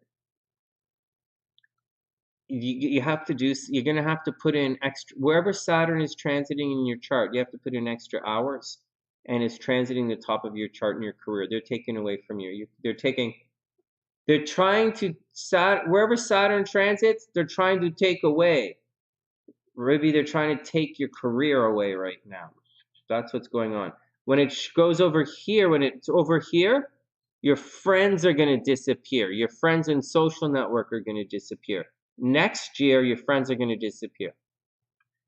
This year, Jupiter is about to pop into here. So as difficult as this is, Jupiter here is really good. Like Jupiter in the 11th house wins awards. Jupiter in the 11th house is successful. They have a lot of friends.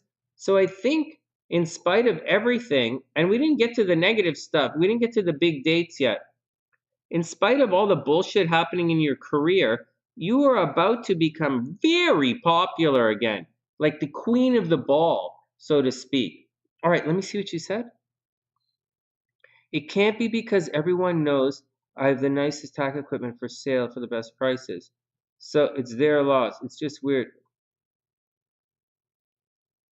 Ha! You got your own little for That's so cute. Yeah, I know. I get it. Yeah, I know, I get it. No, I get it.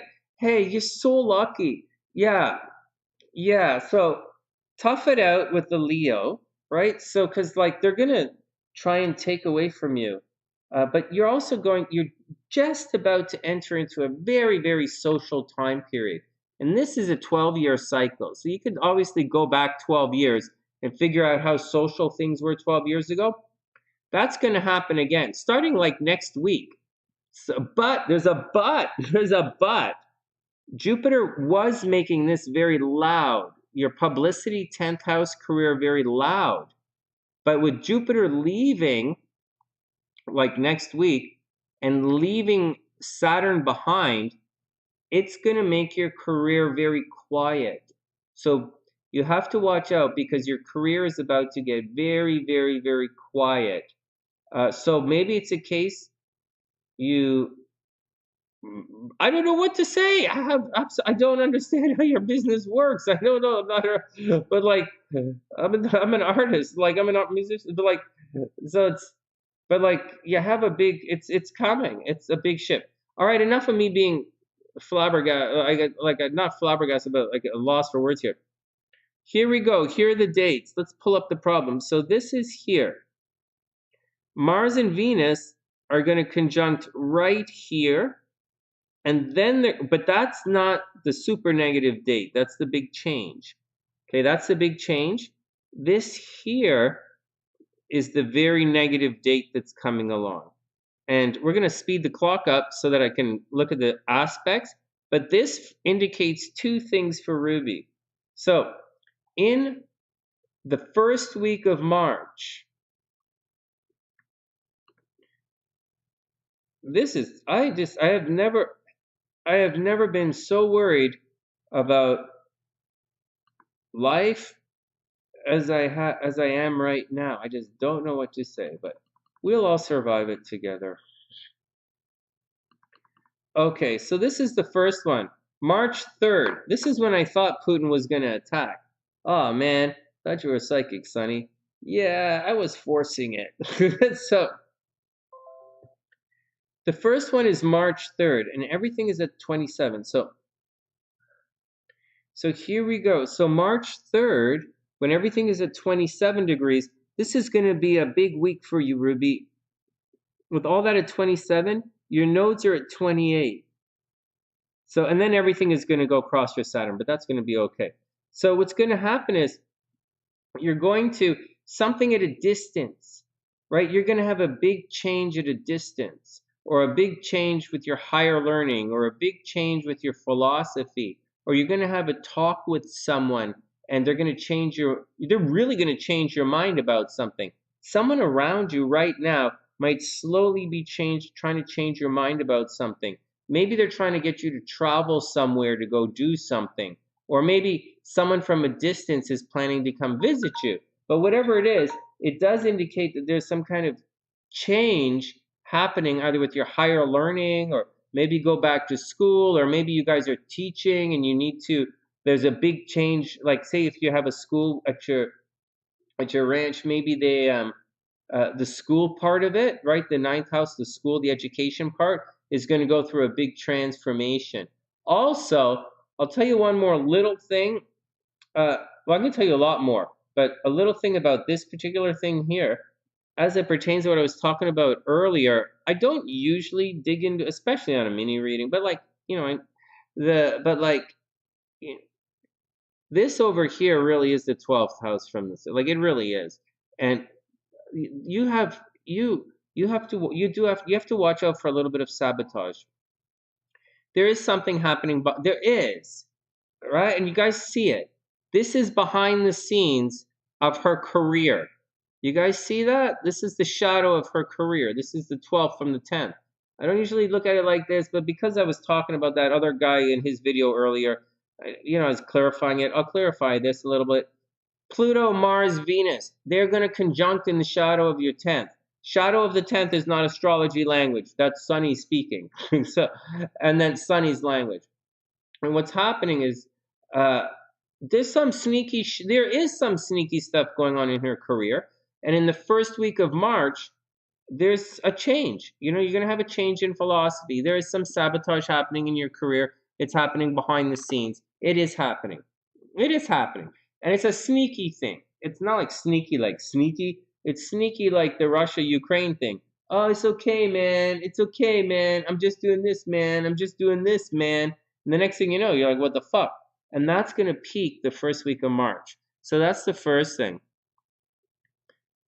Yeah, I'm worried about truck accidents too. Ruby, I was thinking about it, and I was like, you're not going to go to jail. And then I thought, maybe my sister was not going to jail either. Maybe because, and then I thought about it. Yeah, watch out in a very sincere and serious way for car accidents. But that's in April. In March, something behind the scenes with your career, or something at a distance. Higher learning, education. If you guys have a school, the school is going to change. Something about all of that is going to change. And that's March 3rd. The next thing you want to watch out for, but this is the big one. The next one is the big one. And the big one happens in April. And for April, also, you're going to be really lucky, just let you know, you're going to be really lucky around the middle of March. March 17th, March 15th, 16th, 17th, you're going to be really lucky. So you guys might have a romantic rendezvous, or you might travel, or someone from a distance is going to visit you right around March 17th. You also have the opportunity for a big change in your destiny. Pluto at 28 degrees is going to sit there and make an aspect to the nodes for a while. And so you're probably going to have a big change in your destiny, probably a big change in your financial destiny, whether you realize it or not. You're going to feel it in the middle of March, a big change in your financial destiny. All right, because it's making an aspect to your nodes. Next, the day you really have to watch out for, and we all have to watch out for, is on Ruby's chart March 28th, but on my chart it's March 6th, or February, April, something. Anyways, March 28th, Ruby, you're going to have to watch yourself. March 28th. This is it right here. No, this is not it.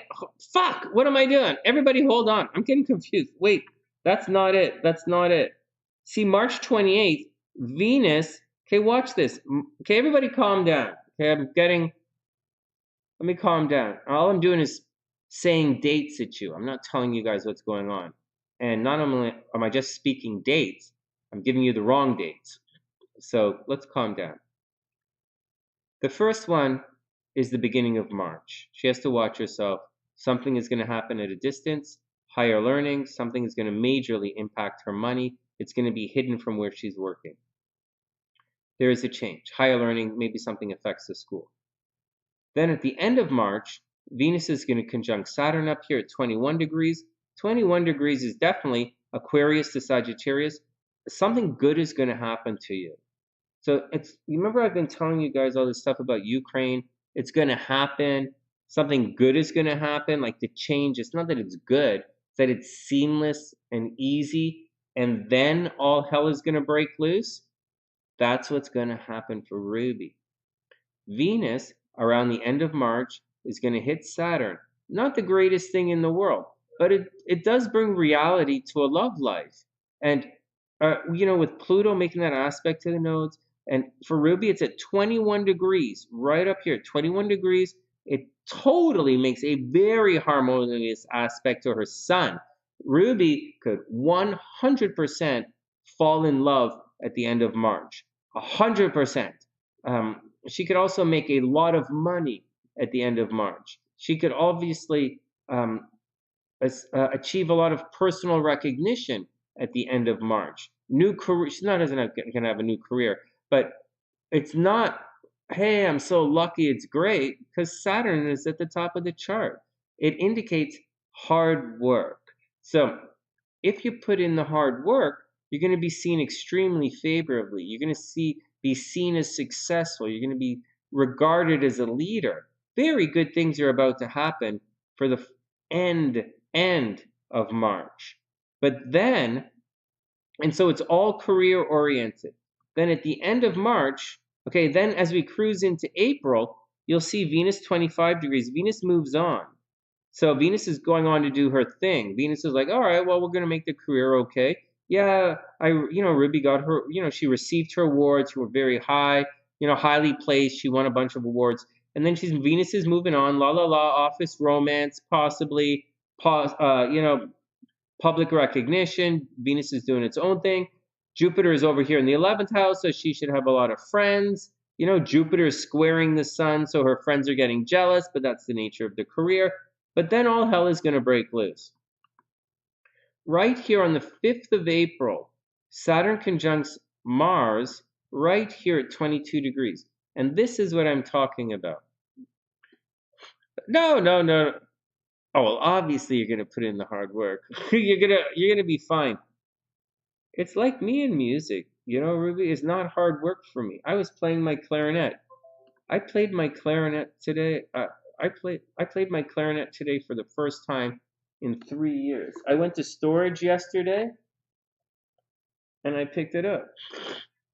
This is a Selmer center tone clarinet. It's a really, really nice old clarinet. My saxophones are Selmers, so I play Selmer instruments. And I pulled it out of storage, and I brought it in because I want to do some clarinet videos for the kids and adults returning. I don't get a lot of views on my music channel, and no one watches, like 0 views on the recorder videos, but people watch the clarinet videos, so I'll go back to it. I'm not a professional clarinet player anymore in any way, shape, or form, but what the fuck? So I even brought one of my saxophones. I don't know where I put it. It's over there somewhere. So anyways, whatever. I want to do more music video. I want to do more music teaching because I miss it. Anyways, I'm just saying, I get it. Enough. This is the problem right here. Mars conjunct Venus in the 3rd house indicates going to jail. It means movement's going to be restricted. It means there's a problem. If Mars Venus was in the 12th house, that could be going to jail. I'll tell you, 12th, 1st, 3rd, and 12th, Mars conjunct Saturn indicate going to jail. Period. That's what it means. And you have to watch out for it. Mars alone, a lot of energy. You're going to either work by yourself or get blamed for something you didn't do. Saturn alone, you're going to just sit around, your phone's not going to work. Mars, car accident, different stuff.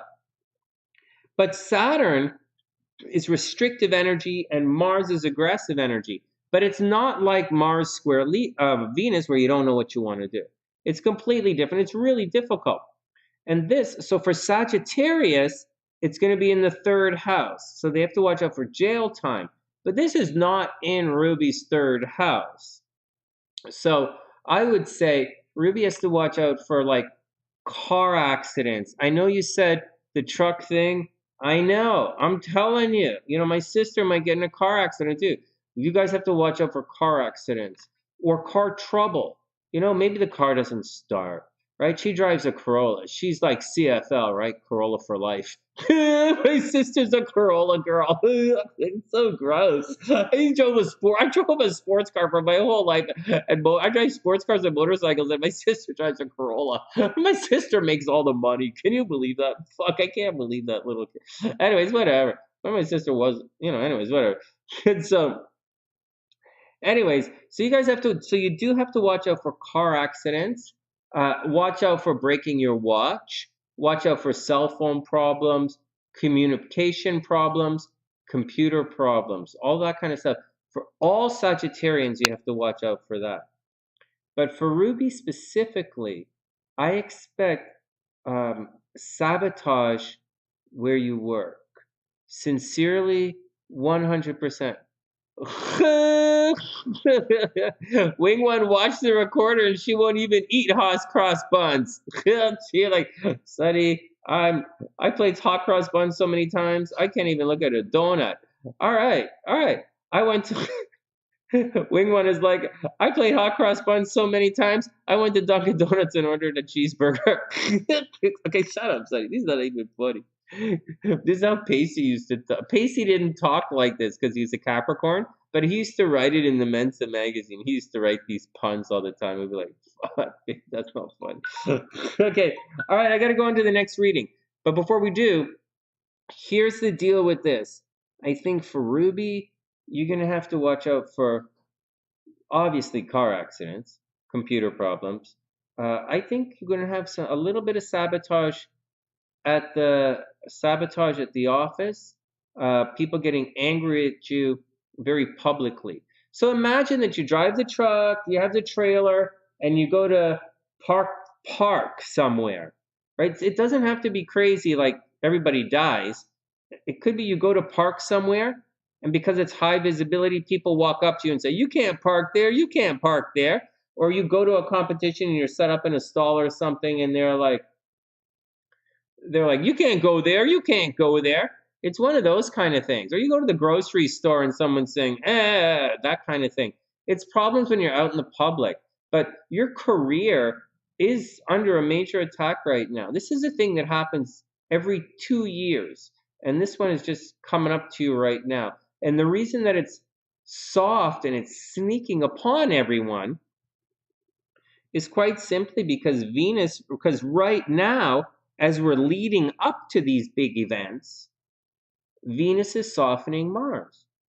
So we could easily, as a society, be leading up to a nuclear war in Europe. We could be doing that. Or we could be doing something leading up to some kind of craziness. But Venus is softening Mars. It's that simple. And Mars is getting Venus a little bit angry. So watch out for it. So that's all you have to watch out for. But for Ruby, and for Saggies in general, you have to watch out because it's going to be in a part of your chart which is going to restrict your movement. And for Ruby, it's going to definitely cause problems. It's going to cause problems with the career. But you, in particular, shouldn't be really seen in that negative of a light.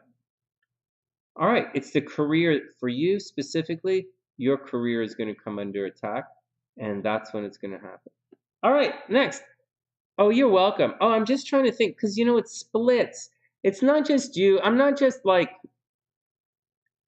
spending all night looking at your chart. It's just not what's going on. Like I've been the videos I did today. It splits just like your chart.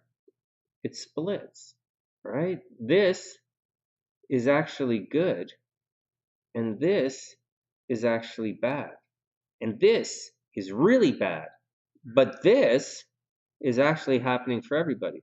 So It's why I'm putting the softeners in there and saying don't overly worry about it. If you were a Gemini, going through this, I'd say you were in a lot of trouble right now, but you're not. So we're gonna roll with it. All right, next. Problems at work. That's what I'm seeing. Problems at work. Okay, next. Okay, Ruby, Pacey. I talked to you guys about Mercury and past life stuff. Pen. Pen. The fuck is my pen? Tarot. Oh my god, I should just stop the list and just talk. Tarot, Ruby, Sagittarius, Pacey, Bunny, Raffle. Who's the...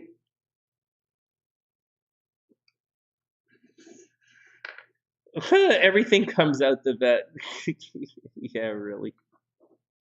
Yeah, really. That's how it works, right?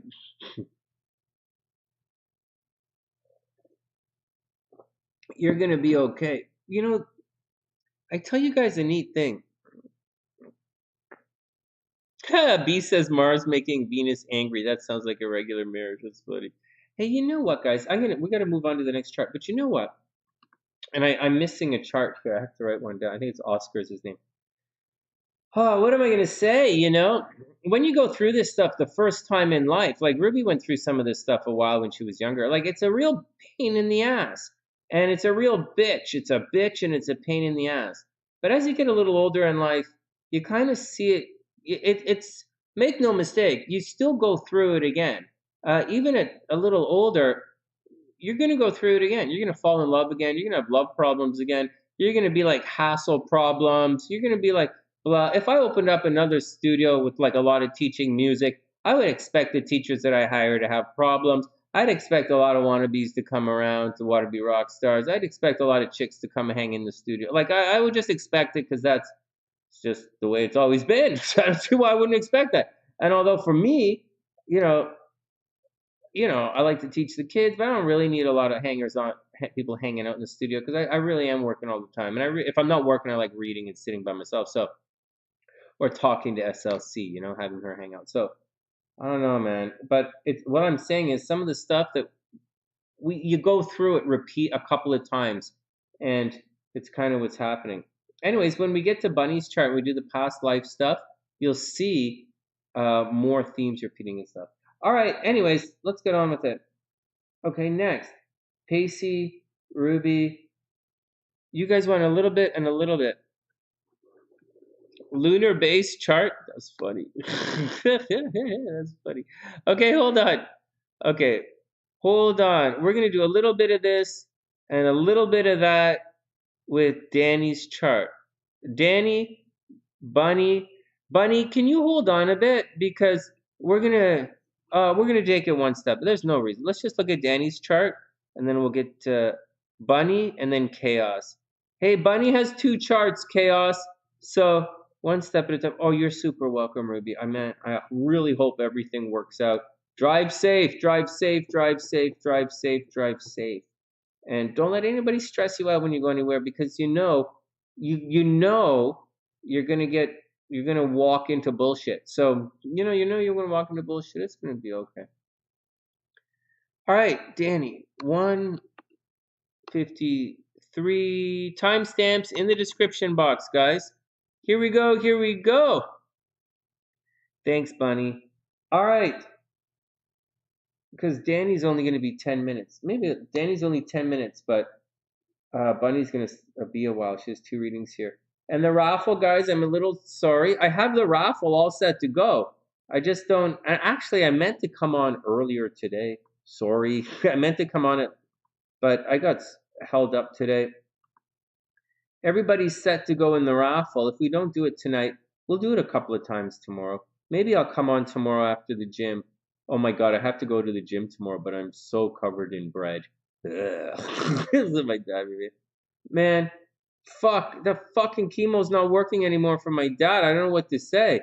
Fucking hell. Oh my god, Superman is sick. That's fucking horrible. My dad was one of the masters of the universe.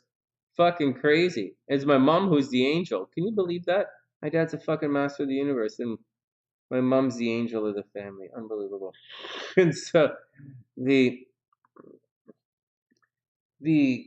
he had radiation a while ago. Radiation, everything was doing its thing. The chemo's not working anymore, so they said we just found that out today. They said there's some kind of pill. I don't know what the fuck a radiation pill, like a chemo pill is. I don't know. I don't know. I don't know. I don't know. We'll see, and we'll move on. Hey, before we go on, did I tell you guys the thing about what it means to be married in little blue pills? Check this out. So I'm married, right? And like I used to be a musician, so hanging around, anyways, whatever. Hanging around girls who do this to you isn't really the weirdest thing in the world for me, but it might be a little weird for you guys, so I'm just going to tell you straight up how it goes down. So there was the other day, when you get married, you stop doing things like questioning because you don't like, what's the fucking point of questioning? Because you got to do it anyway. So like you just fucking do it. And hopefully you do it before they ask, because if they have to ask, it means you don't care enough. And then obviously you're wrong. Anyways, every part of this conversation is wrong. Nevertheless, it happens all the time. So let's just say there was a situation when a guy was there. Let's just say the guy was me, to add a face to the story, or very much like me because it was probably me. And then let's just say his wife is super hot and really young, and he listens to her because he might have a little bit of, I don't know, brain damage. so then what happened is, let's just say she says, "Hey, take this." And you're like, "Well, you used to be a musician, so having someone come up to you and say, 'Hey, take this,' is not so weird. You just have to do it. You're not a Canadian trucker, you're a Canadian musician. The guy says, 'Take this,' you got to take it, or you're probably not going to go on stage." And so you do it. Anyways, and so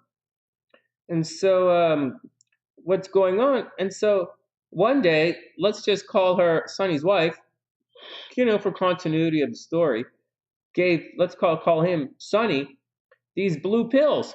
And he said, "Hey, take these." And you look at them and they're blue, and you don't know anything about American medicine. So how the fuck would you know about American medicine? And then you say, if you can't crush it up and roll it in a piece of paper, how the fuck would I know about it? Or Sonny know about it? Or that guy who would know about it? And then, all right, but he's like, "Yeah, this is what marriage is all about. I'm taking these blue pills and I'm going to enjoy myself."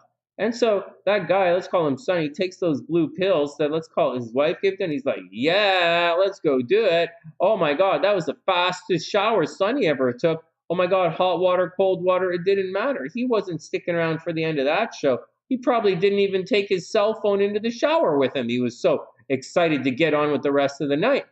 And so he showers up, he's cool. That might have even made old Sonny brush his teeth. I'm just saying.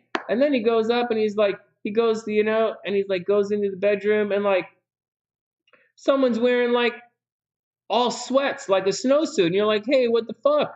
Hey, what the fuck? I thought you gave me the blue pill." And she's like, and then, Sonny's wife turns to him and says, "Yeah, those are laxatives." And you're like, or Sonny's like, or you'd be like, "Fuck, laxatives? You give me laxatives? Why the fuck would you give me laxatives for?"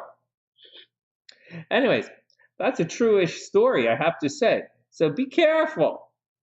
Be careful. At least this one didn't feed me expired medicine. Those laxatives worked on they worked on cue, that's for sure.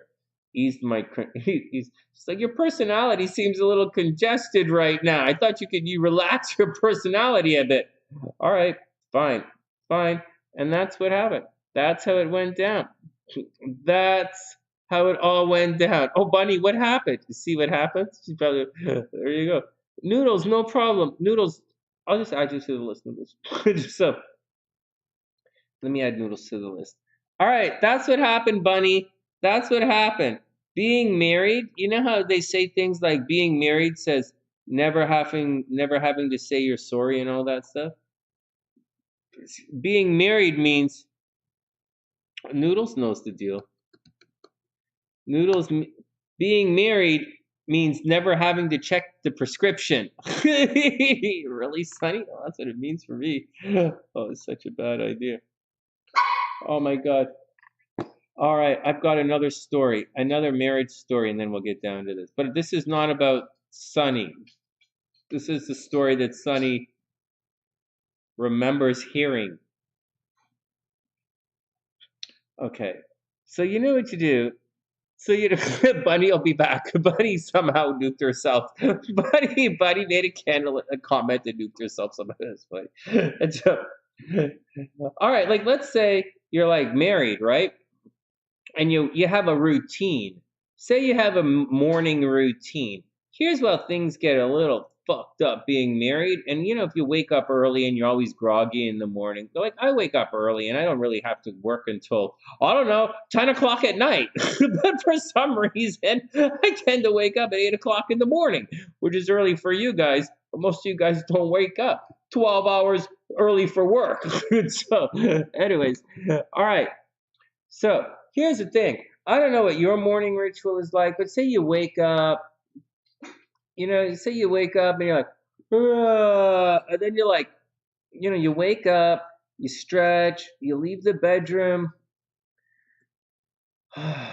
you go over, you make some coffee, maybe you roll a little spliff, to take the edge off, to give a little courage in the morning to go waste your morning with things. And then they're like, you know, you pour, you make the coffee, you set it to go, you roll a little spliff, you grab the dog, and you go, right? And then you go for a walk. That's your morning. The coffee's gonna brew.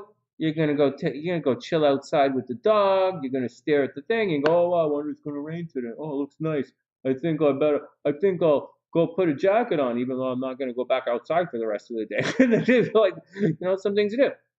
And then you get back, and so that's what it's like on a normal day. But then there are days when you're like, oh my God, so whatever. So then you go back to your apartment or your house, you got to take the dog in, and then you walk out. And this is what marriage is like sometimes. You're like, you go into the washroom and you put the dog down, you're a little chill, you're good. You grab some coffee, you go into the washroom to take your morning constitutional, and then you take a big deep breath in, and you're like, oh, you're like deep breathing that, you're waking up, and you're like, holy, and you're like, oh my God, maybe I went to the washroom already and I'm too high to remember. Like that's never happened, right? And so, right? And so you're there and you're like, oh, so that's what marriage is like. You wake up and you're like, oh, this smells like I already went to the washroom. And you're going back and then you're trying to remember, but there's no memory and you're there and you're like, what being married is like, you wake up. So what really happens, you wake up, and as you're bending over to like pick up the dog, like it's your daily routine. You bend over to take off the dog, and the wife sneaks in behind you. And when you let out your morning fart and you pick the dog up, you don't even hear her sneak into the washroom and close the door. You don't. And you don't even know till later on in the morning. So you come back and you're like, oh shit, I must have gone to the washroom already. I must have done my morning action. And so you're like, what the fuck? All right. And then you go and you're like, okay, fuck. So you drink your coffee, you put the dog back to hang out, and you go to the gym, and then you do your sit-ups, and you immediately, what happens? Well, you shit yourself. Well, that's not happening. You know what happens? You get a little Hershey squirty going on there in your sit-ups, and you're like, oh, fuck, maybe I didn't go to the washroom this morning. Maybe someone woke up and snuck in while I farted.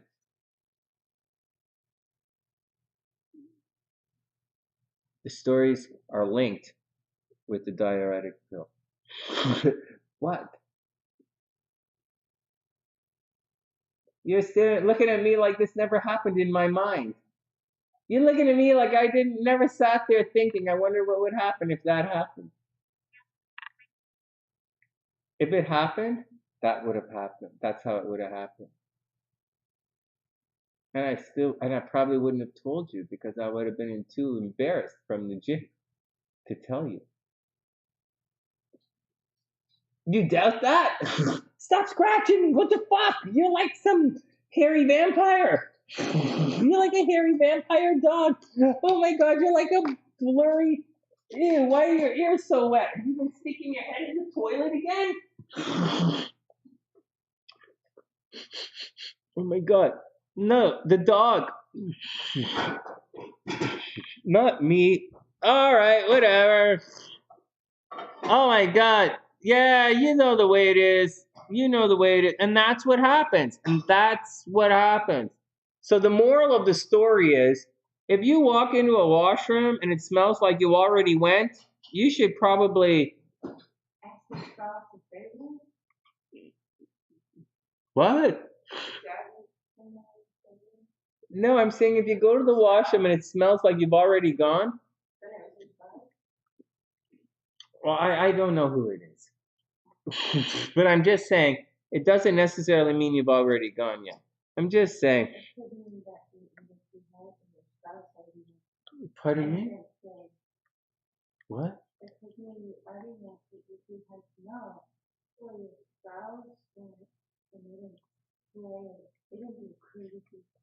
A courtesy spray? Is that like when you pee on the floor or you pee on the seat to let someone else know that you were there? Or is that like when people like you? What are you looking at? Oh, courtesy spray. Whoa! I gotta get back to readings. Okay, everybody calm down. I'm gonna get back to work. Brown chicken, brown cow. What? What are you guys talking about? All right, everybody calm down. Everybody calm down. Okay, Spark, I need to go, baby Spark. My baby Spark. Do you guys know? It only takes one little baby spark to change the world. That's all he does. Are you guys gonna be that spark? Oh, fuck! I must have had some cocaine on my nose. Oh, look. There must be something in my nose for the dog. No, obviously I don't do that. That's like fudge.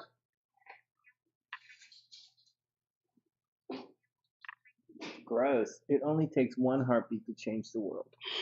Let's get back to it. Courtesy spray. I know. I would. Why would you? I don't need the courtesy spray because my shit don't stink.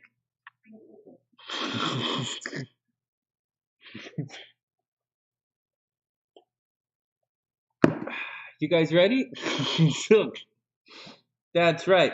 Noodles is the same thing. Noodles, you know what Noodles just said? Noodles just sent me a DM or a PM or like whatever you call it.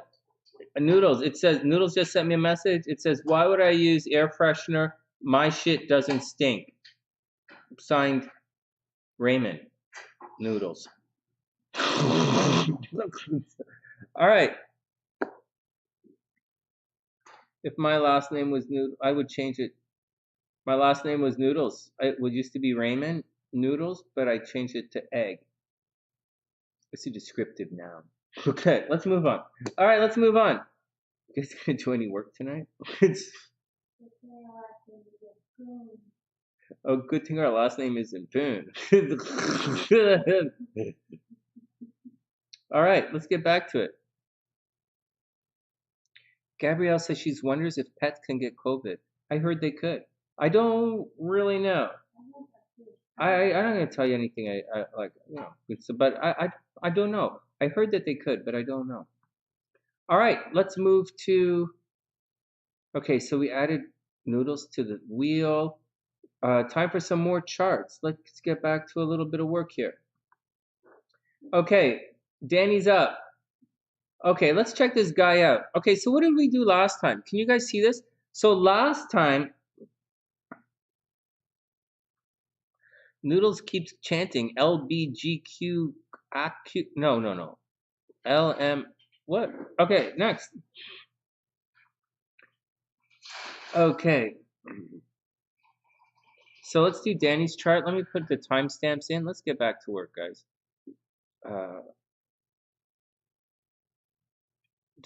We do have about another hour here of charts to go. Okay, so Danny, timestamp in there.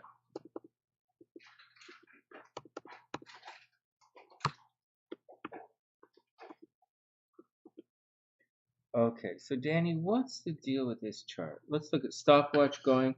So let's look at this one. Did last time we looked at a little bit of both charts? Let me see what's going on. I know we're doing it a little unstructured here. I'm just pulling up the stopwatch. So you guys can see this, right? Okay, so Danny's guy here, He is at 12:05 p.m. 12:05 p.m. Macon, Georgia. He is going to be a little bit troublesome. He is going to be a little bit troublesome. I don't think this guy is a bad guy, but this guy is going to be trouble. He is going to be trouble. You guys can see it. Here, we're not going to focus too much on this guy's chart. We might, but not too much. He has another year. No, let me just explain something. Let me start the stopwatch. Here we go. There's a timestamp, Danny.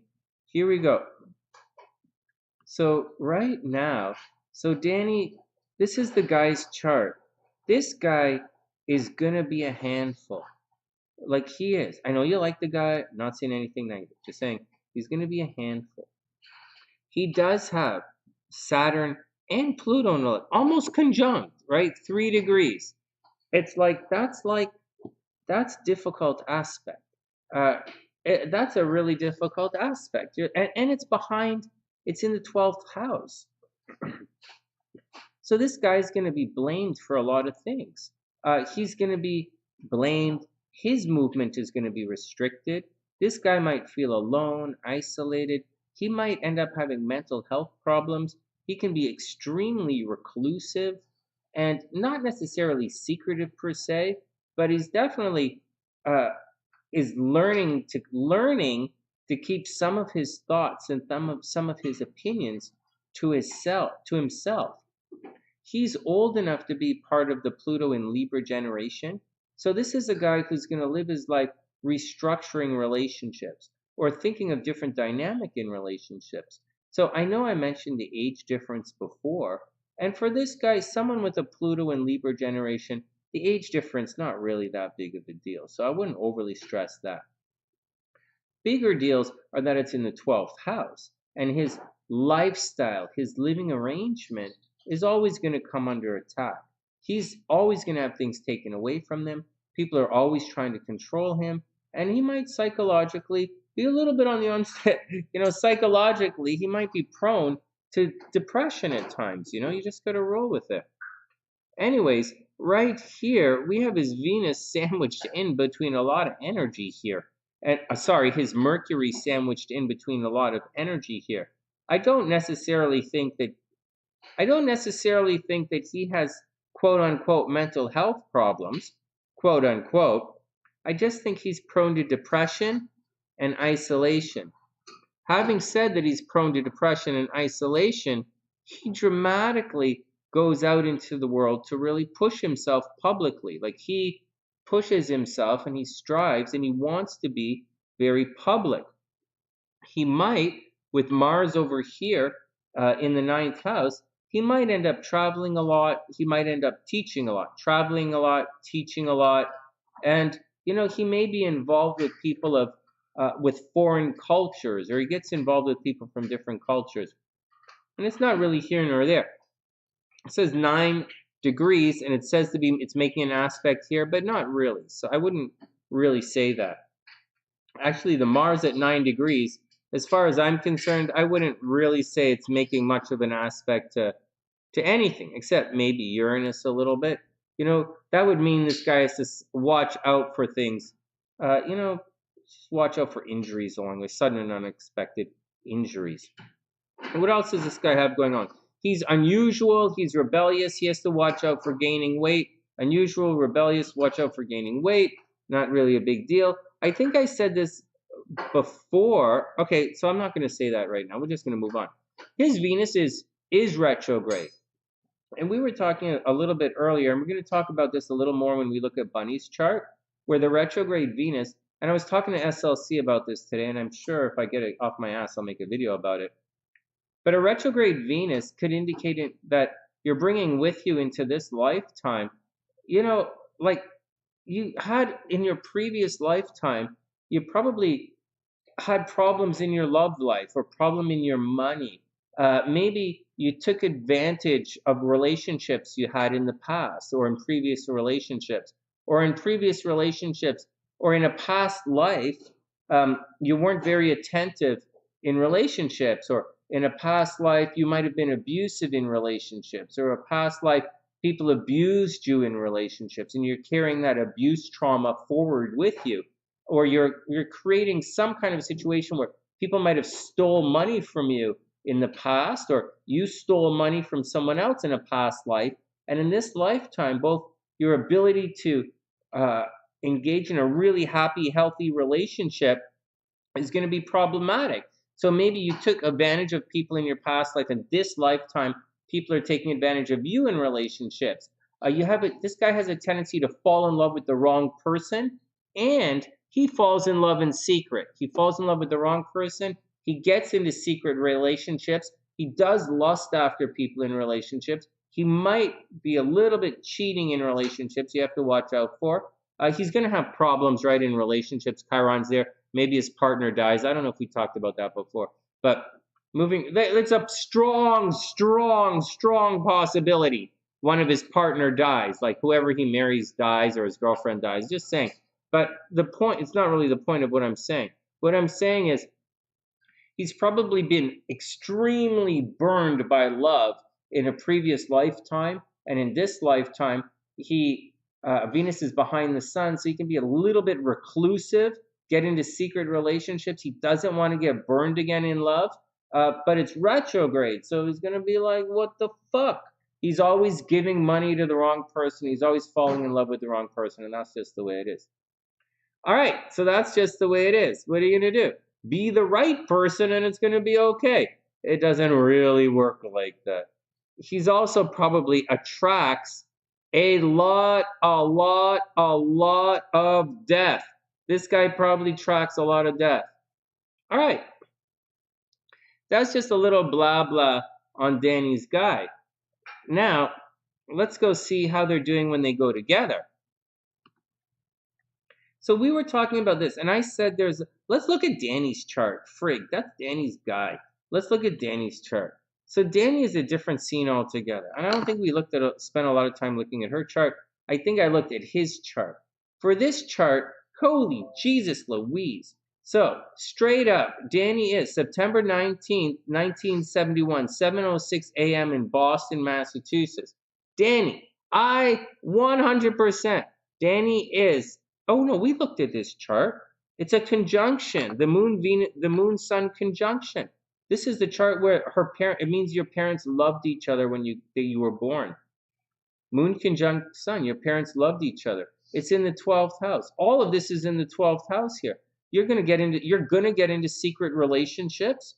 You're gonna get into secret relationships. You're gonna have cheating in relationships. People are gonna cheat on you in relationships. Chiron over here, you have the Chiron over here, and Chiron is making an aspect, better believe it, right to your nodes. It's not a negative aspect, but it's definitely an aspect, and Mars is there. So, I expect you to I would expect you to get divorced, Danny. If you get married, I would expect you to get divorced. I would imagine that you might date someone a long time, and they're not going to marry you. They're going to want to marry you, but not marry you. Meaning, I would expect your relationship to like, people keep dragging you along, say they're going to marry you, say they're going to marry you, say they're going to marry you, but don't actually marry you. That's a problem there. Down here, the North Node in the 5th house, you probably put a lot of energy. You're very creative, very romantic, but you might have had problems with children, miscarriages. I think we talked about this before. You might have had miscarriages, abortions, or accidental pregnancies, fighting with children, or putting a lot of energy into creativity. Hey, is Danny here? Did Danny sneak in? Hey, Erica, what's up? All right, here we go. Let's keep. Here we go. What's up, Noodles? Noodles says they vaccinate cats and dogs for corona and different strains. Oh, very cool. Very cool. Okay, so first up, this. Okay, so watch. If this area of the chart, this is what people talk about all the time. 6, 8, and 12. If 6 and 8 were like, then we'd have a lot of problems. Danny would have major health problems. She'd be around death, work problems. It would be problematic. It would be problems. but it's only really the 12th house that's stacked. The 5th house has Mars and the North Node in here. Saturn's in the 9th house. It's going to restrict, it's going to cause her problems at school. Maybe she has to work very hard to succeed at school. She probably keeps her philosophy to herself. She worked really hard studying, but unless she really applied herself, schooling would have been a problem. She might have a fear of flying. People from a different culture are always talking bad at her. Maybe she had a problem at the church. Maybe she grew up going to church and she had a problem like the priest watched her change her clothes somehow a little bit, something uncomfortable like that kind of thing. All right, so that's the deal. But this here and this here, it indicates you're going to have a lot of problems in relationships in your life. Like a lot. Like guys only want to have sex. Like your Lilith, again, Lilith in the 1st house in Libra. You do too much for other people. You do everything for other people. South Node in the 11th house. You naturally default to the group. You're like, oh, the group. If the group says that, you like naturally default to peer pressure, the group. Even though all your stuff is in the 12th house and you're probably reclusive, you don't want to go out, you might be a bit of a shut-in, you keep to yourself, you're private, you might look a little weird the way you do things, trying to keep people away from you, or your looks are, Lilith in the 1st house, people look at you and all they think is sex for some reason, and it's in Libra, so you're probably a little bit flaky at the same time. You're like super analytical and critical because all that Virgo, but you're super flaky too with the Libra. You might be a little bit, I hate to say this, but a little bit easily taken advantage of sexually. And I feel very comfortable saying that. Even if you turn out to be a prude and never have sex with anybody, I think that's what you said, right? You've never had sex with it. You've only had a couple of really serious relationships. I think that's what you said. Hey, Danny, what? 50 and lonely. That's okay. That's okay. No, that's not okay. That's not what I mean. Hey, Danny. Hey, Avis, what's up? Danny, you have... Do you guys see what Danny said? She's lonely. Forget about all this shit. That's when she's young, right? Guys fuck her around when she's young. All this stuff in the 12th house is going to make you feel lonely. That's it. That's what it does. Isolating, alone. Enough blah, blah, blah, right? Let's go find some love for her. Let's go find some love for this girl. All right, Danny, watch this. Let's do what we do best here on the sunny side. Let's find some love. First,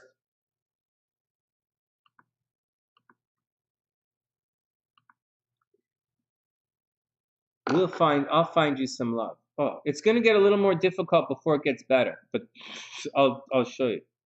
Before you guys do any of that, you guys want to check something. You guys are going to want to go.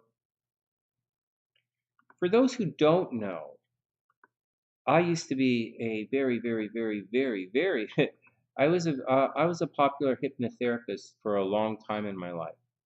I'm a very popular hypnotherapist, very popular hypnotist.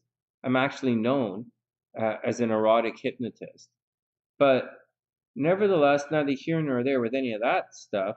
Along the way, I made this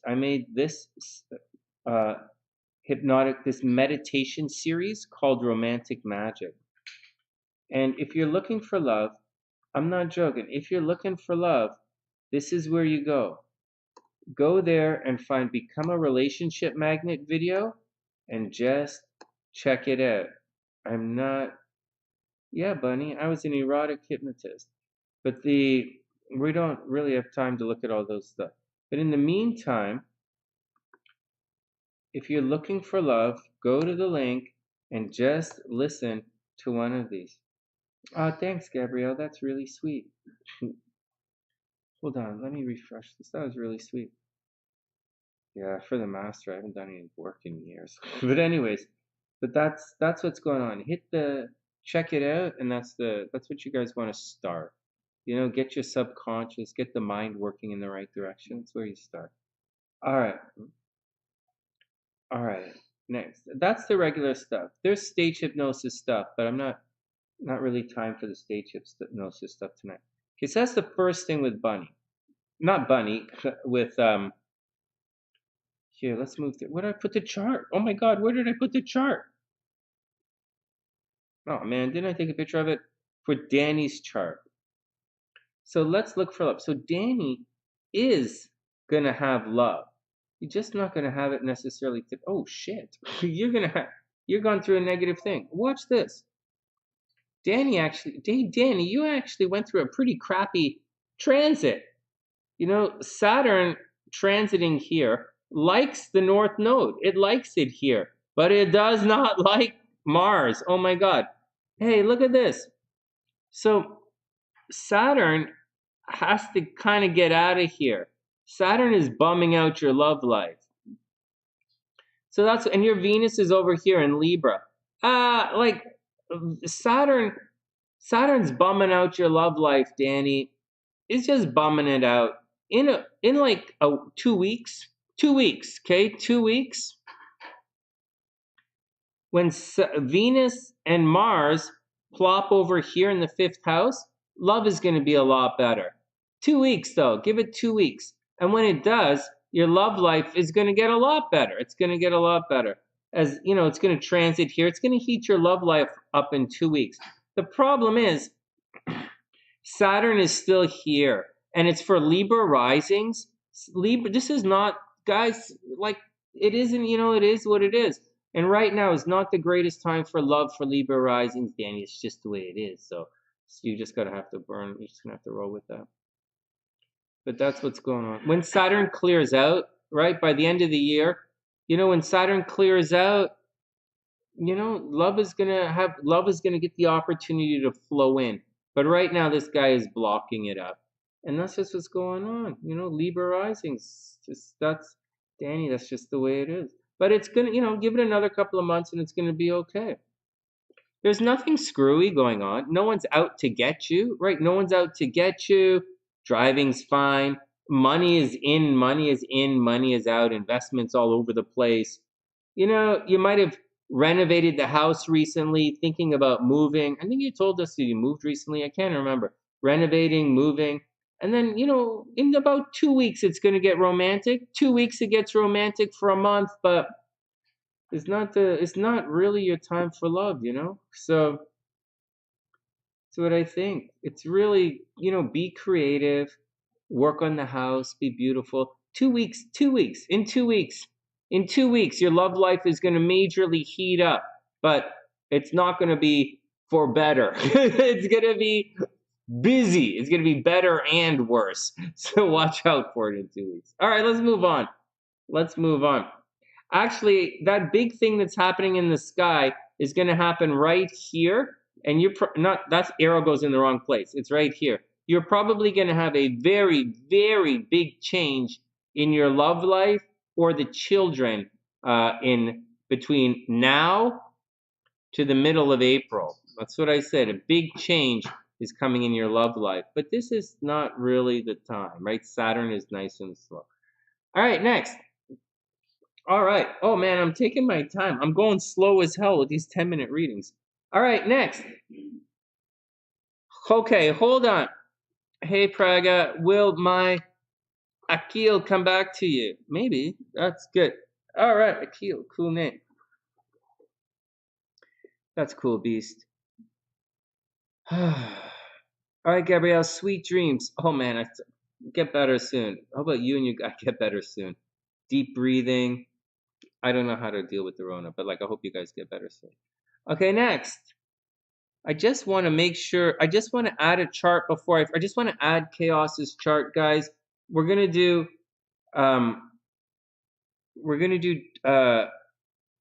Bunny, and Bunny has 2 charts. We're going to do the boyfriend, and then we're going to do a past life thing, and then we're going to do Chaos.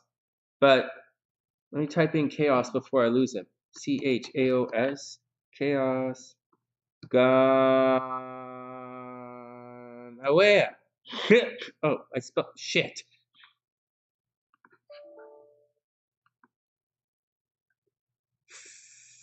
March April 14th. April 14th, 67, 10:40 in Manhattan. Manhattan, New York. I gotta do my cousin's chart, man. We gotta go visit my cousins in New York. Well, I can't afford it. When I have some money, I'll go there. I have to go back to Canada because my dad is fucking sick. I get stuck here. This is fucking ridiculous. All right. Let's save Chaos's chart. This is the most fucked up thing. I'm not gonna leave this life in a happy situation. You better believe I'm gonna haunt the fuck out of this place when I'm gone. Yeah. What? Okay, fine. I'll move on to the ask for life gracefully and calmly. I will return to the astral realm in peace. Fuck that. What?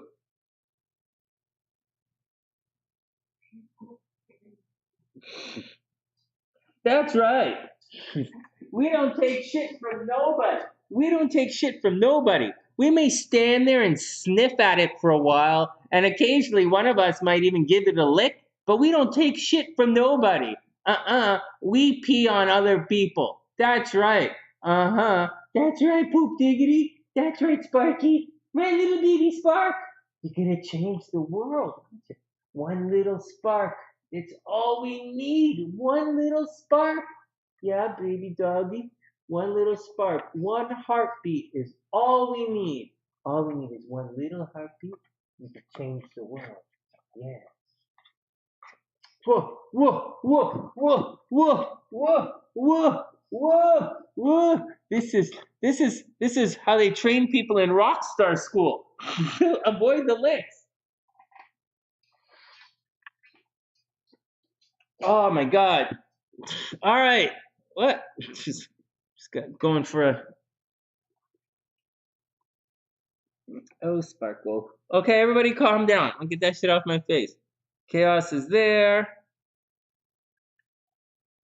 Bunny is up. Ruby, Pacey, Bunny, Danny, Chaos. Okay, Bunny is up. Okay, 232. Let's do Bunny's.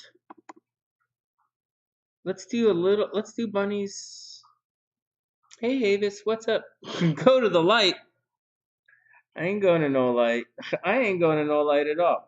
Like, it's Danny, it's your BFF. The first guy is 12:05 p.m. in Macon, Georgia.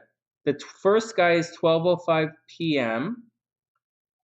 and your chart is 7:06 a.m. Your chart is 7:06 a.m. All right. All right, Bunny's up. Bunny, BFF A. Look at this. This is an interesting chart. So this guy's might go to jail. Probably not. Bunny's BFF is up. And then we're going to look at Bunny's compatibility. And then we're going to go look at Bunny's chart from a past life perspective. So I'm not going to overly analyze Bunny's chart until we go back and do it in a sec. Let's just do the BFF first and see what's up. That's okay. It'd be a good idea to do chaos before, because you know what's going to happen. Chaos only has a 10-minute reading. In your chart, I'm doing like everything too. But we already started. We might break it up. I know. I put your chart up already. I know. No, you know the deal. I know. I get it. We both get it, right? Everybody. Chaos gets it too. But here we go. Let's look at it. So we're going to look at your BFF's chart. April 7th, 97, 7 p.m. in LA. Here we go. Doggy, down you go. So here we go. So this is Bunny's BFF. So Bunny's Biff is in Aries. Oh, Jesus, this guy. Oh my God, Bunny. This guy. Oh my God, Bunny. This guy better be really good in the bed, because this guy must make, he doesn't Holy jeez, Bunny. This chart screams player. Holy jeez. This guy screams player who's sneaky he's going to have mental problems. He might go to jail. He might kill somebody. Holy shit, Bunny. What the hell are you doing with this guy? So I'm not joking. Oh my God. Look at this chart. Can you see this chart? What's wrong with you guys? All right. Watch. Holy jeez. Okay, let's calm down. Okay. Where do we start? What part? Okay, first, this guy might lose his hair. Okay, is that the first thing you're going to say, Sonny? Is that what stands out in this chart, that the guy's going to lose his hair? Yeah. So, Bunny, maybe this guy's going to go bald prematurely. That's the first thing. If he does, let me know. Let me know, and we'll see what's going on. Hey, about a girl, what's up? So, okay, first thing, let me know if this guy goes bald, because I see baldness in his chart. Let's get down to it. So, he's in Aries. Holy goodness. Nothing wrong with being in Aries. Nothing wrong with Venus in Aries, obviously. Nothing wrong with Venus conjunct the sun when you're born. Nothing wrong at all like that. He's probably really good looking. And he's a Libra rising. He's an Aries, Libra rising. He's probably really good looking. He's chill. Yeah, he's aggressive. Yeah, he's competitive. Yeah, the guy likes the thrill of the chase. Yeah, the guy seems like a relationship person. He seems all Libra, but he's not. He's not. He's not wishy-washy. He's not slow to decide. He's not gonna, necessarily put you first. He's an Aries straight up, and there's a lot of energy going into the 7th house. Anyways, he looks fair play. He looks balanced. He might be very cordial, real kind of social convener kind of guy. It's also probably really, really smart, really good looking, really smart. He's as sneaky as fuck. Yeah, like, one of those guys where you're like, oh, no, I'm gonna just calm down and see what's going on. He's hot. Yeah, I know. Oh, Avis. Oh, that's okay, Avis. I'll be back tomorrow. You know the deal. We're doing a lot of past life stuff, and people are asking for it, so I'll show you what it's like. And it's all cool. And let me just pause this. And you know how it works around here, Avis. I'm not just gonna I'm not gonna be like, oh, you should dump that guy. Oh, you're gonna make some money. Oh, I think that you need a break. You've been working too hard. Oh, your breaks. I don't read. I'm not gonna bullshit you.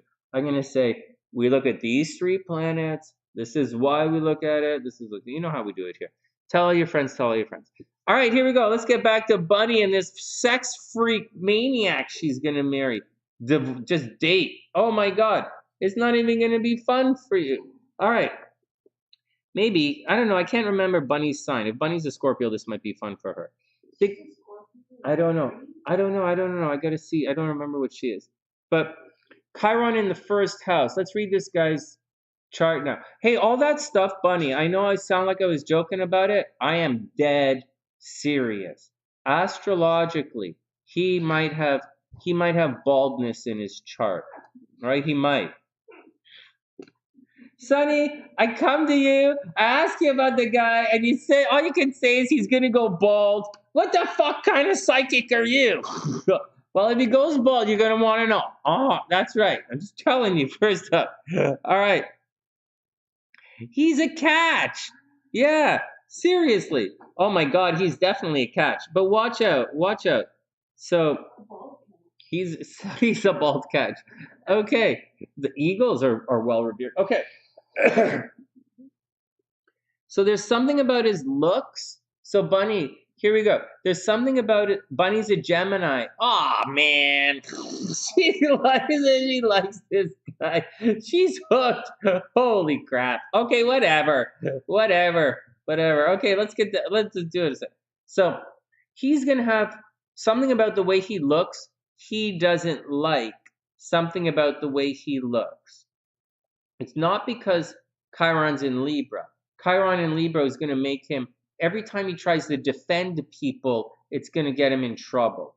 Like he likes to defend people, right? He likes to stick up for the underdog, but sticking up for the underdog gets him into trouble. There is something. Maybe he has a scar on his face. Maybe he has a scar on his face, or maybe he has some kind of kidney problems or something.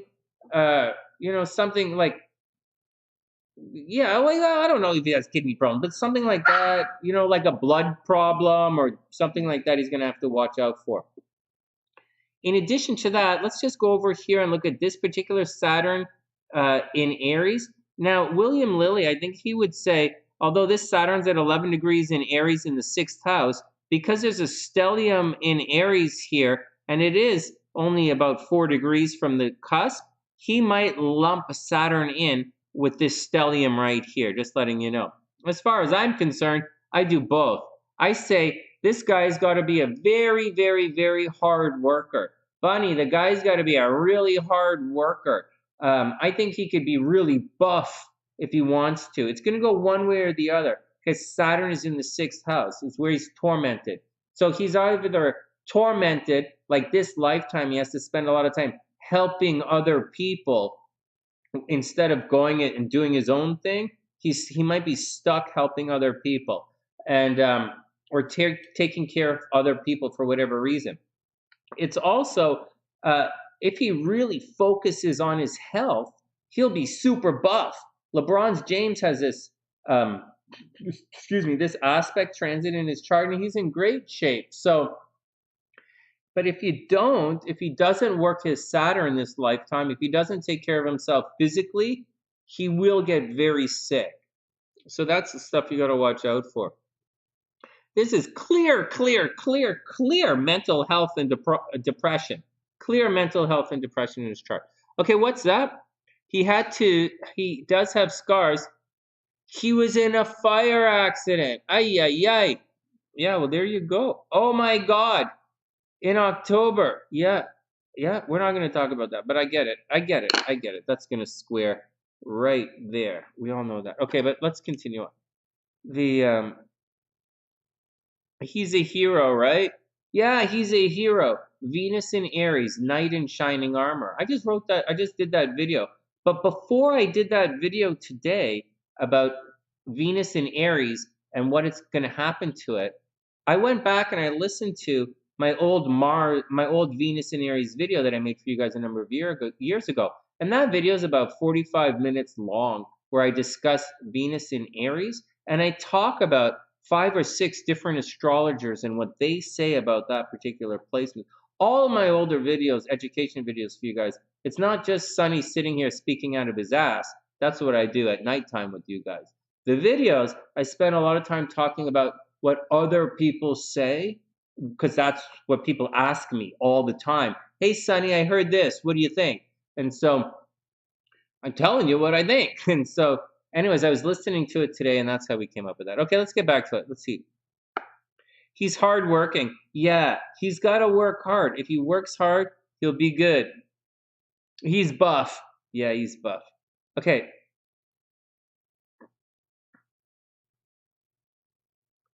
Oh, yeah. Hey, Bunny. Plus, you know what? You know what? He, you know what? Depending on how the charts go together, it really changes a lot of things. So this guy alone in his chart, just to let you know, alone in this guy's chart, he has multiple marriages. What are you gonna say? You already said the guy's good looking, he's buff, that like he's probably gonna be successful. He likes working behind the scenes. He gets he gets very enthusiastic, but he might hold it to himself. He might not tell everybody how enthusiastic or how excited he really is to do something. Because he's a Libra rising, he's always going to do whatever you want to do. It's easy. I know I said player for this guy, but it's easy for him to be taken advantage of and just do what the other person wants all the time. And as such, he is going to pick up a lot of enemies. And as such, people are going to mess with this guy behind the scenes all the time. He is going to have problems. He is going to need someone to help him through everything. He can be a bit of a dreamer, right? He can do a lot of taking things on faith. and he has to watch out. He's like the opposite of OCD. So many Sunnysiders have their South Node in Virgo. They're way over the top OCDs, a lot of Sunnysiders. But this guy's the total opposite of that. He is the opposite. He's not OCD. He's like, okay, man, whatever. He might, rock the ganja a little. He might, be a little bit on the chill side of things. A little bit on the dreamy thing. He might be a little bit artsy-fartsy. All right, now watch this. This big stellium in the second house, this means he is a partnership person. I know he's in Aries, but he's a partnership person. He has too much energy in relationships, just too much energy in the seventh house. He's probably going to get divorced. But there's more to it. He's going to attract really good-looking girls, right? I'm not saying anything about you, Bunny. I have no idea what you look like, but he's going to attract, this guy's going to attract good-looking and successful, possibly wealthy women who are going to pay for him. This guy could easily be a gigolo, and I don't even know anything about what he looks like. But so he's going to end up with a really good-looking girl, and he's going to end up with a girl who makes a lot of money. And this girl, his money comes from his girls. So I wouldn't be surprised. Well, I didn't say he's a pimp. This guy doesn't really have pimp in his chart. He has more, this chart is more gigolo chart than pimp chart. Just saying. I don't know if you guys that means anything to you guys, but it means a lot to me. And so, all right. I doubt you're kind of ugly. I doubt that. I doubt that. I doubt that. There's no way. No way. How do I know? What do you mean no way? How do I know? Because I have this, and my wife is by far one of the hottest women in the entire universe. By far and away. She makes guys, we walk down the street and guys their eyeballs jump out of their ears. They go, they go, it's funny. Anyways, and this guy has it too, so I doubt you're a fug. All right, next. Let's go. Anyways, that's it. Let's go pull your chart up again and see how it works out.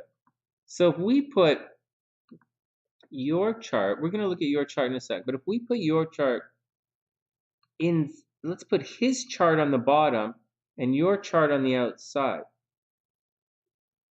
Oh shit, I pulled the wrong charts. Hold on. Okay, so let's go here. We're going to do Bunny, BFF. Bunny natal. Okay, so this is what, shit, you guys have a lot of connections. So this is what, so guys, this is what Bunny thinks of. Good luck to him then. Oh, Bunny, stop it. Stop it. It doesn't mean super hot. It means you're going to bring a lot to the family. It means you're probably going to make a lot of money. And this guy's chart, it's the partner that makes most of the money. You guys must be crazy. I'm a YouTuber.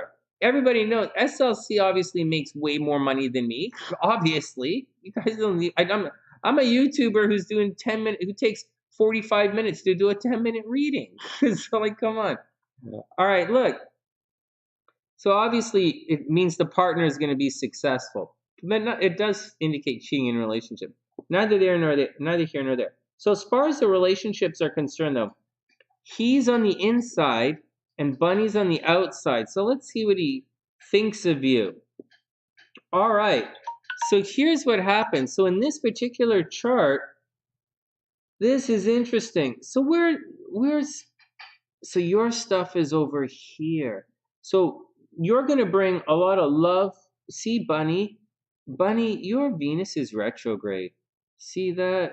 Man, you see all that joke stuff I was saying about other people? Bunny, you have it in your chart. You have to watch out. You do have Venus behind the scenes. We're going to do this when we do past life stuff with your chart in a second. You're going to have to watch out. Venus is going to lead to problems in your love life, and it's behind the scenes. All of this stuff is behind the scenes. This is a past life thing. This is all in the 12th house.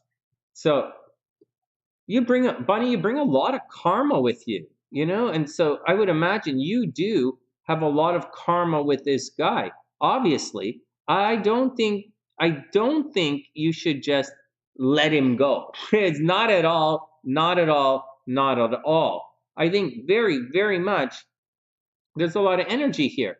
His sun and his Venus and his moon, funny, all of them, sun, Venus, moon, go way over here to your Venus and your sun. It's harmonious. It's okay. I say go for it. What am I writing it? Dr. Zeus? It's all fun. It's okay. I say go for it every day. No, go for it. This is a really special. You have a special connection. Bunny, you know that joke? I was joking about this guy. You know, Mars in the 12th house, problems, go to jail, gets blamed for things, always getting in trouble. Never his fault, always getting in trouble. Always a sneaky motherfucker. Right, okay, whatever. But that Mars, you know, his Mars makes a really nice aspect up here, except that it's square. So his Mars is going to square your Venus. That is a bit negative. That means you guys are going to suffer. So first, obviously, major sexual attraction. Whenever you have all these squares in a chart could lead to major sexual attraction. You know, the type where you forget to take your clothes off, you're so freaking randy. So that's what's going to happen. But you have a retrograde Venus and he has a retrograde Mars. So that is retrograde fucked up. So, like, that just sucks. And so, but you should go for it. It just means it just gets messed. You're not going to see eye to eye. Like, you're going to think each other is very sexy. And it's like what I told Gabrielle, you know?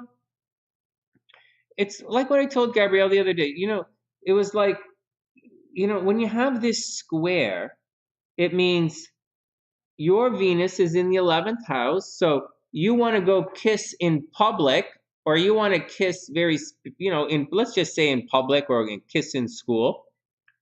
And he wants to kiss in secret, you know, because it's in the 12th house. So you want to kiss in public, you're very curious. See, you're very curious and he's very analytical. Similar, not the same. You're curious, you want to know. So your Venus is curious. You're like, wow, I wonder what happens if I put batteries in this. I wonder what happens if I put a little sandpaper and jello in here. I wonder what happens. See, you're a very I wonder what happens kind of guy, girl. And his Mars is in Virgo, so he's a very analytical guy. So you're going to ask questions. You're going to attack things from all these different angles. And he's more linear in his approach. This is the way it is. It's like this because, it is because, it is because. He's a very if-then kind of guy. I know his South Node is in Pisces. He's supposed to be la la la flake. Hey, everybody, easy breezy. But he's actually not. He's actually quite analytical. And so all of that is a problem. But you're still going to have kissing. And that's the thing. It's still love. It's still attention. It would be worse if your moons were square and you couldn't really get along, or your Venuses were square. And if your Venuses were square, that's a situation like he only wants to see one kind of movie and he's stubborn and it really sucks. Or he only eats fucking McDonald's and it's getting on my nerves. That would be a problem with your Venus squares or Venus opposition. But Venus is Mars is square, so that means lots of kissing, lots of sex. It's just sometimes you're going to want a little bit of foreplay, and sometimes he's going to want a little bit of pizza. And that's what that little square is about. But you're still going to have fun, right? You're still going to have a lot of fun. I hope that makes sense. 29 degrees. Venus, Capricorn. That's a little weird, but that's okay. 29 degrees. Libra, Aries. It's at 29 degrees. We're okay. 29 degrees. Aries, Taurus. We're okay. 29 degrees. Libra, June. We're okay. 7 degrees. We're okay. 7 degrees. We're okay. 7 degrees. We're okay. Hey, we're not that okay. You do have an opposition in your chart. You do have one of these. You do have a Chiron aspect in your chart, so it's a little bit tricky, Bunny. You have his Saturn is opposite your Chiron, right? It's not the worst thing in the world, but it's going to cause a little bit of him and you guys not always being able to get together physically. Something's going to happen to always keep you guys apart a little bit. Just keep a heads up on that. It does. I don't see you guys. I really don't see you guys arguing. I think you guys are going to have a lot of fun. I really do. I think it's cute. All right, let's look at Bunny's past life chart. Let's analyze it from a past life perspective.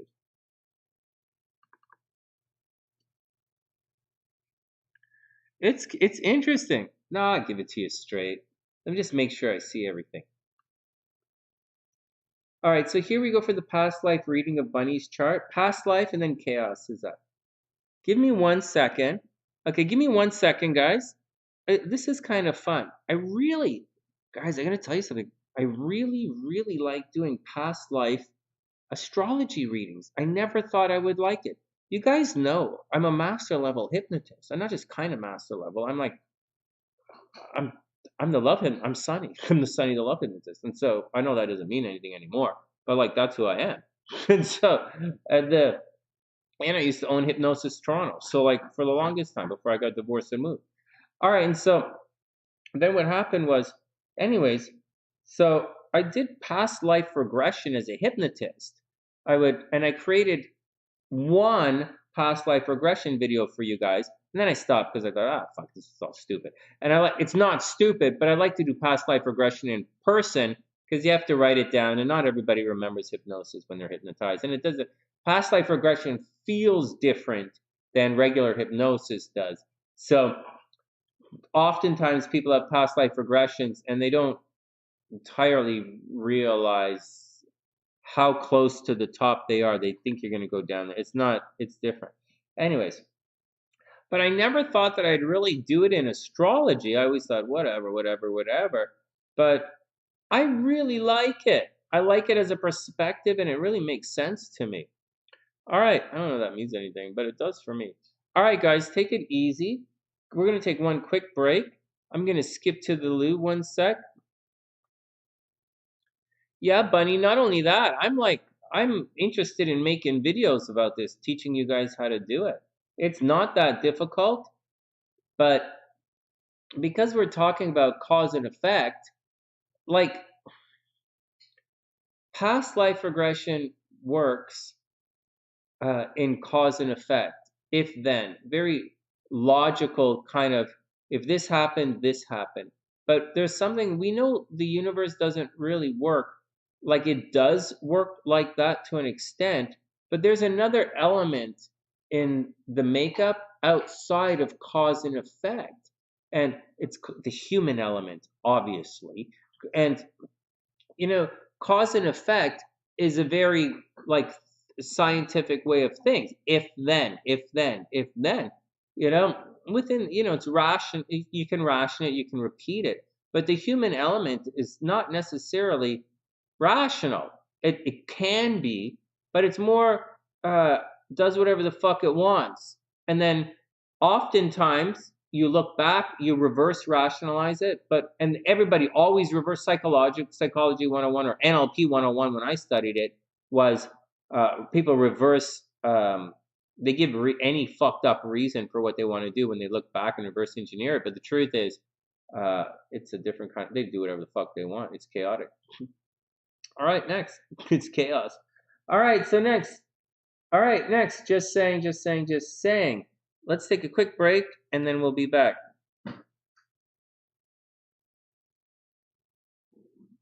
Sure, why not? Hey, About a Girl, what's up? Welcome to the sunny side. Make sure you subscribe to the channel. Give the video a thumbs up. Hey, K1, what's up, playa? I hope you're having a wonderful day. I started doing astrology. I studied astrology at ATI, Astrology Toronto. I don't know if it exists anymore, but that was a long time ago. I think um, Nadia Shah studied there as well, but I can't remember. And so she's from Toronto, right? And it's the people at Astrology Toronto told me I should interview her years ago. Anyways, I was about it's about 25 years ago, I'd say. I studied at ATI about 25 years ago. 25, maybe 20 years ago. 20, 25, 20, 20 years ago, I studied at ATI. And then I went on and did a bunch of different things in astrology. Anyways, neither here nor there. Yeah, bathroom break, Bronny, and then we'll look at this, and then we'll do a past life thing on your chart. All right, everybody be cool. I'll be back in a sec. Thanks, Bonnie. 2 minutes. I'm gonna make my refresh the tea. Add some water to my tea.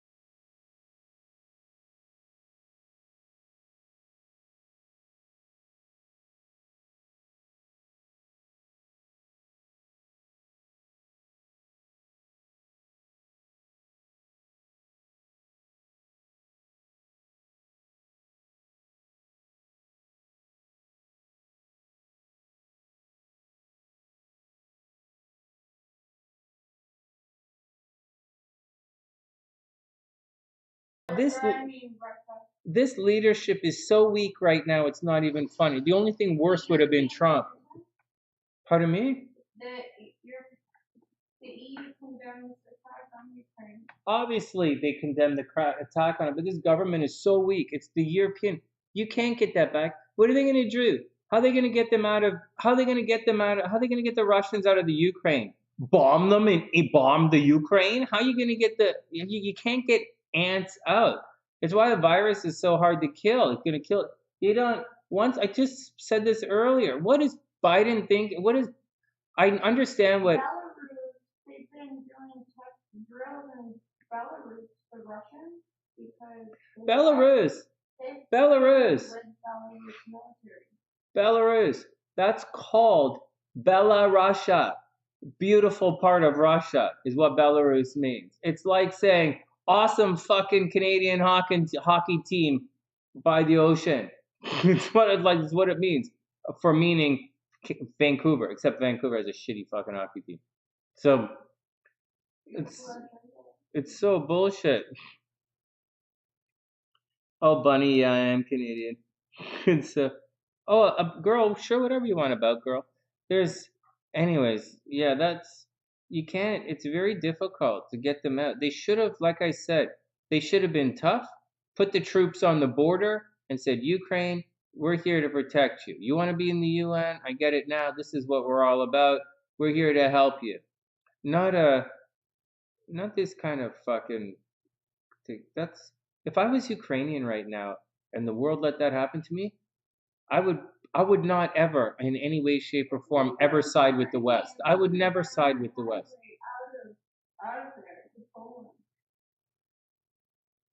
It's like we would have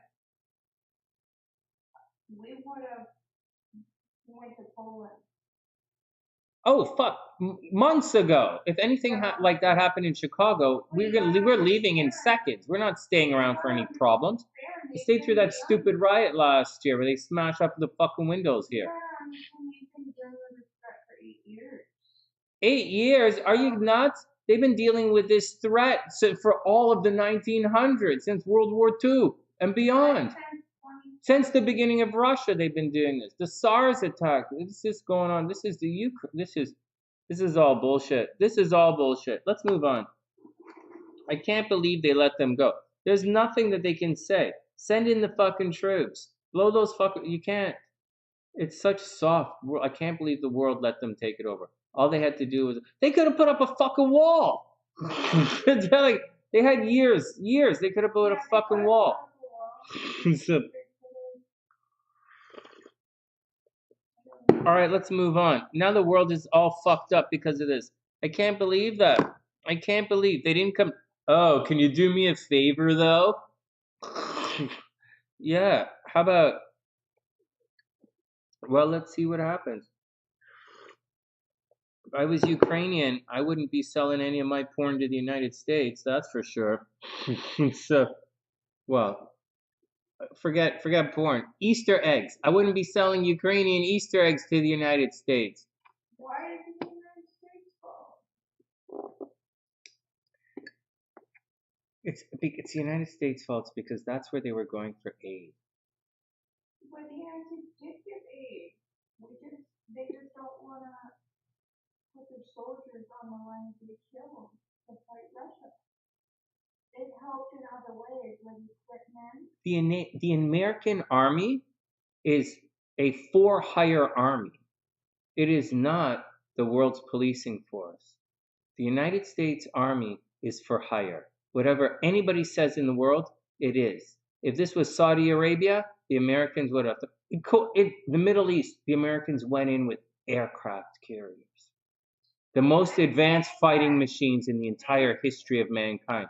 The Americans pumped in the military for oil. They did it for the oil. They did it to protect the oil. And now they're letting the Ukraine die so they can sell the oil. This is wrong. They should have saved that country. There's an interesting thing. SLC, listen to this. Listen to this. So I'm Canadian, and you hear me talking to my mom, and you hear my perspective, and we say things like, the Americans should go help them. We don't say the Canadians should go help them because there's no Canadian, there's no real Canadian thing. And you hear me say things like we consider the American, you hear the thing, oh, should the Americans be the police of the world anymore? It's a very short-sighted thing. The Americans were given the liberty to expand their military where other countries were denied that right.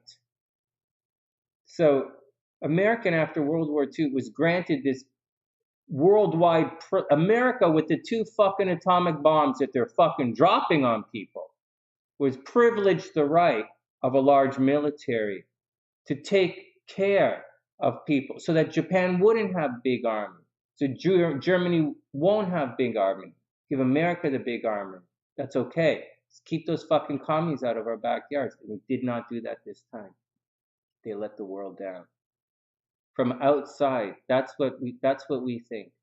That's what we think. The world is able to go sleep in peace because the Americans have a badass fucking army that they're willing to use at the drop of a hat. Britain has its own. We don't give a shit. Why would the fuck do we care about Britain? Britain doesn't run the world. Britain is the most fucking. They're the colonists. They're colonizers. We are the colony. They're the problem. They're the reason we're all. They're one of the reasons. Yeah, they should have gone over there. We could say should they? Should. But you see, I have a different viewpoint. I don't have a very centristic viewpoint. I'm not a very local thing. I don't think the Americans should stick to themselves. I don't believe in that. I believe if you want to drive a Japanese car, if you want a Porsche, then you better fucking protect the Atlantic Ocean. If you want to drive a 240Z, or a 350Z or a 400Z or a Godzilla coming from Japan, you better protect the Pacific Ocean. And the rest of the world is happy for them. And don't forget, the Americans make a lot of fucking money off of the ability to, do this arms trade where other countries were denied that opportunity. And now that other countries are coming on board, Iran wants to make nuclear stuff, right? Or like North Korea wants nuclear stuff. Well, why not? It was the Americans were allowed to. They had this privilege, and now suddenly they don't want the privilege anymore, or they don't want the responsibility of doing it, or they think, oh, why should we have to do it? Just because they weren't, privy to these conversations that happened before. It's their responsibility. I don't know anything about Vietnam, nothing. But you and I took one look at the map, and it immediately shows why the Americans are there. Just look at the map; it's obvious. And so, I don't know, man. Should the Americans get involved? I don't know.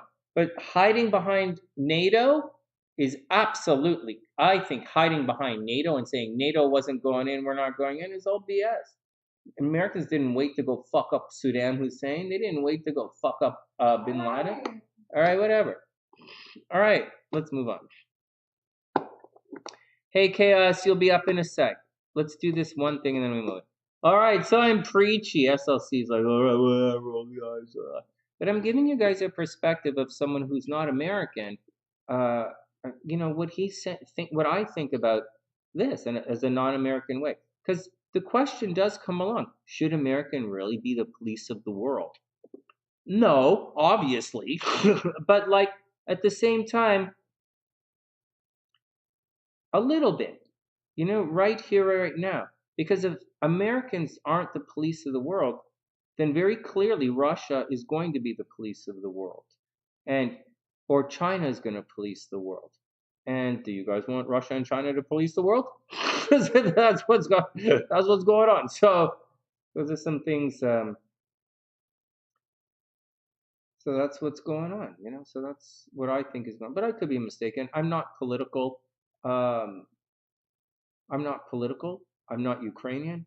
I know a lot of people from the Ukraine. We have fans in the Ukraine. And I have a lot of friends from Russia as well, and friends in Russia, and a lot of Russian guys. My old roommate is from Belarus. So there's I gotta, but I don't have any irons in the fire. I'm not going to over there anytime soon. So whatever. But I do think it was poorly played by the rest of the world, this situation.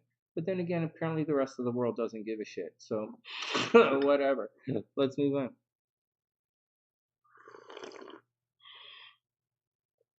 And so, you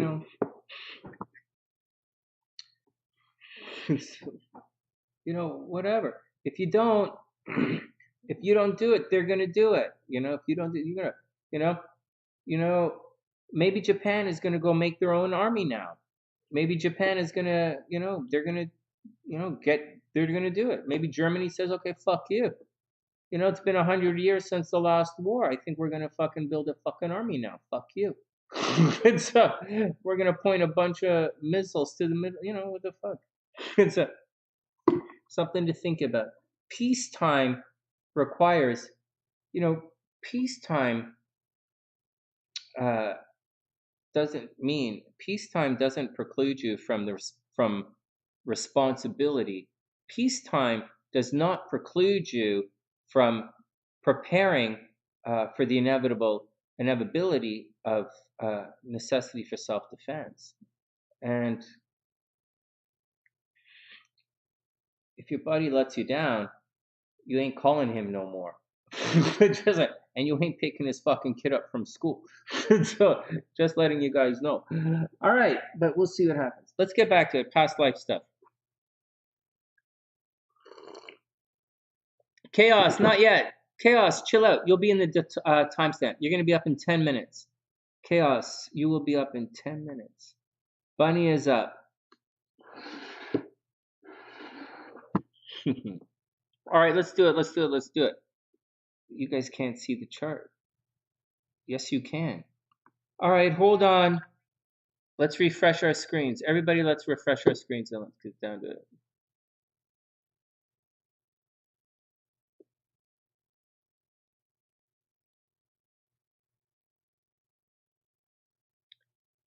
Yeah, self-awareness is important, definitely. Okay, here we go. Bunny is up. This is Bunny's past life reading. Timestamps in the description box. Check it out. Do your thing. All right, so when we're looking... Oh, let me start the stopwatch. So...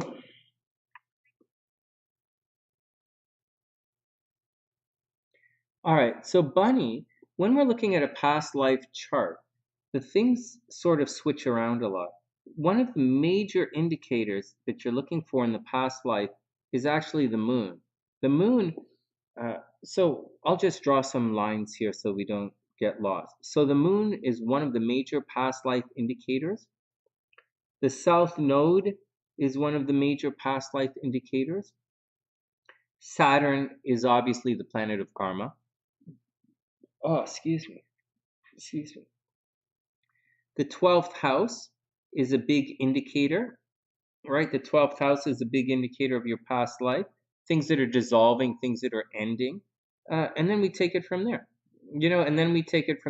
Where you're headed in the future is the sun. It's the north node. Things that are happening to you in this lifetime are a reflection of some of the other planets. Before we begin any of that kind of stuff, I just have to do a little bit of astro math, okay? And I'll tell you if you were a boy or girl in the last lifetime. And in the last lifetime, you were a 1, 2, 3, 4, 5. You were Bunny. I don't know what to say, but you were very clearly a guy in the last lifetime. Very clearly. All of the inner planets are in a masculine sign. So they're all in Gemini. You were clearly a guy in a past lifetime. Oh my God, that's funny. All right, well, here's the deal. Oh my God, Bunny, you have Mars conjunct the moon and Mercury in the 5th house. Holy jeez. Oh my God, like opposite Pluto. Bunny, didn't I ever look at your chart? Well, Bunny, you might have death of children. You might have your children might die in this lifetime. You might have miscarriage. You might have to deal with some children who are autistic, or children with, you're going to have problems with children in this lifetime.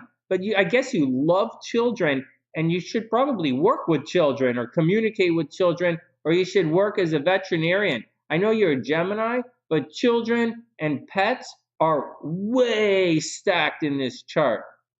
Now, in this chart, let's just continue on a little bit of stuff. In addition to that, you have all of these planets right here behind the sun. That works a lot like the 12th house, and it's energy that's clearing and you're bringing with you. Okay, that's enough of the mumbo bullshit. Let's get down to it. Let's get down to it. Let's get on and tell you what's going on. So, sorry, wrong thing. So with the moon in Gemini, see, your moon is in Gemini and your sun is in Gemini. So you're bringing a lot of, so when they say, when your sun and moon are in the same house, in a past life reading, you have a lot, like a lot of unfulfilled past life trauma that you're bringing forward into this lifetime. A lot. When the moon is conjunct the sun, it means you should be focused on working towards clearing out all of your negative karma and clearing things. You have clear unfinished business. Now, the moon is in Gemini. It indicates a situation where you're overly curious in a past lifetime, or you are overly asking questions, or where there is a major reliance on your brothers and sisters. So I do believe family was a big deal. Family and children and love and harmony and relationships and communicating. I know that sounds like a lot, but I didn't say work. I didn't say travel, right? So I didn't say study. So children, creativity. You're probably in a previous lifetime or in, multiple lifetimes. There's a tendency to want to do things privately. There's a tendency to want to do things secretly. There's a tendency to avoid the spotlight. There's also a strong emphasis on repetition, curiosity, and trying new things. I know I said repetition and trying new things, but this chart is extremely curious, and it just has almost an ADD-like curiosity.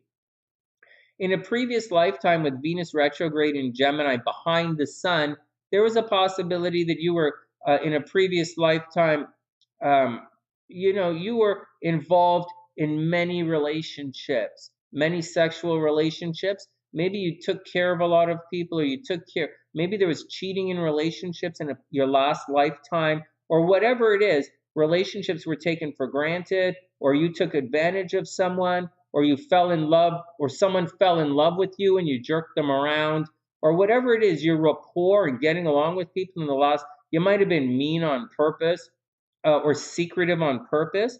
And right now in this lifetime with your Venus retrograde behind the sun, it's going to lead you, as you bring that stuff forward, you're going to have difficulty focusing. So remember, last lifetime, all that Gemini stuff, lots of relationships, many, a couple of different guys. It's retrograde, so a guy might fall in love with you and you might shit on him a little bit. You might cheat in relation, different kind of stuff, things to break the trust in secret.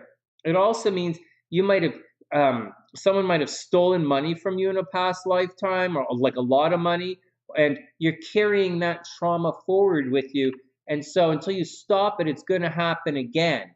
So in this lifetime, you might find yourself giving money to people, and they're going to take advantage and never pay you back. You might do it behind the scenes. You might do it every day. You probably fall in love with guys you work with, and it doesn't necessarily work out. And so, or you date guys you work with in secret and it doesn't work out. In addition to that, or you go and have sex in the coat room where you work, right? With a storage room. But on top of all of that, so you give money, right? This lifetime you're giving money, they might steal your money. This lifetime you give your heart, you fall in love, but maybe with the wrong guy and it doesn't get reciprocated. Wait, pause. Okay, pause. That's the behind the scenes stuff. You're probably reclusive. You like to do things behind the scenes. You absolutely love kids and you're really creative. You probably smoke, do a lot of stuff with your hands, nervous, a lot of nervous energy. but you're very creative, very romantic, but it's opposite your Pluto, which desires change. And so your Pluto is going to like kill people. Like your friends are going to die, your social network's going to change, you know, and your kids are going to be all fucked up. All right, hold on. Let me read to see what you're saying. What's going on? Oh, Bunny. Wait, unfinished business. Yeah, I really like the Terminator. Hey, Jocelyn, what's up? Yeah, no problem. Jocelyn, can you do your you can't do it next. We have someone else next, but can you type in your birth information, please, Jocelyn? Just type in your birth information. We have it right here. There's going to be a timestamp right here. So if you go to sleep, your kids are going to be messed up. So Jocelyn, if you go to sleep, there'll be a timestamp. So, shit, there'll be a timestamp so you can get your chart.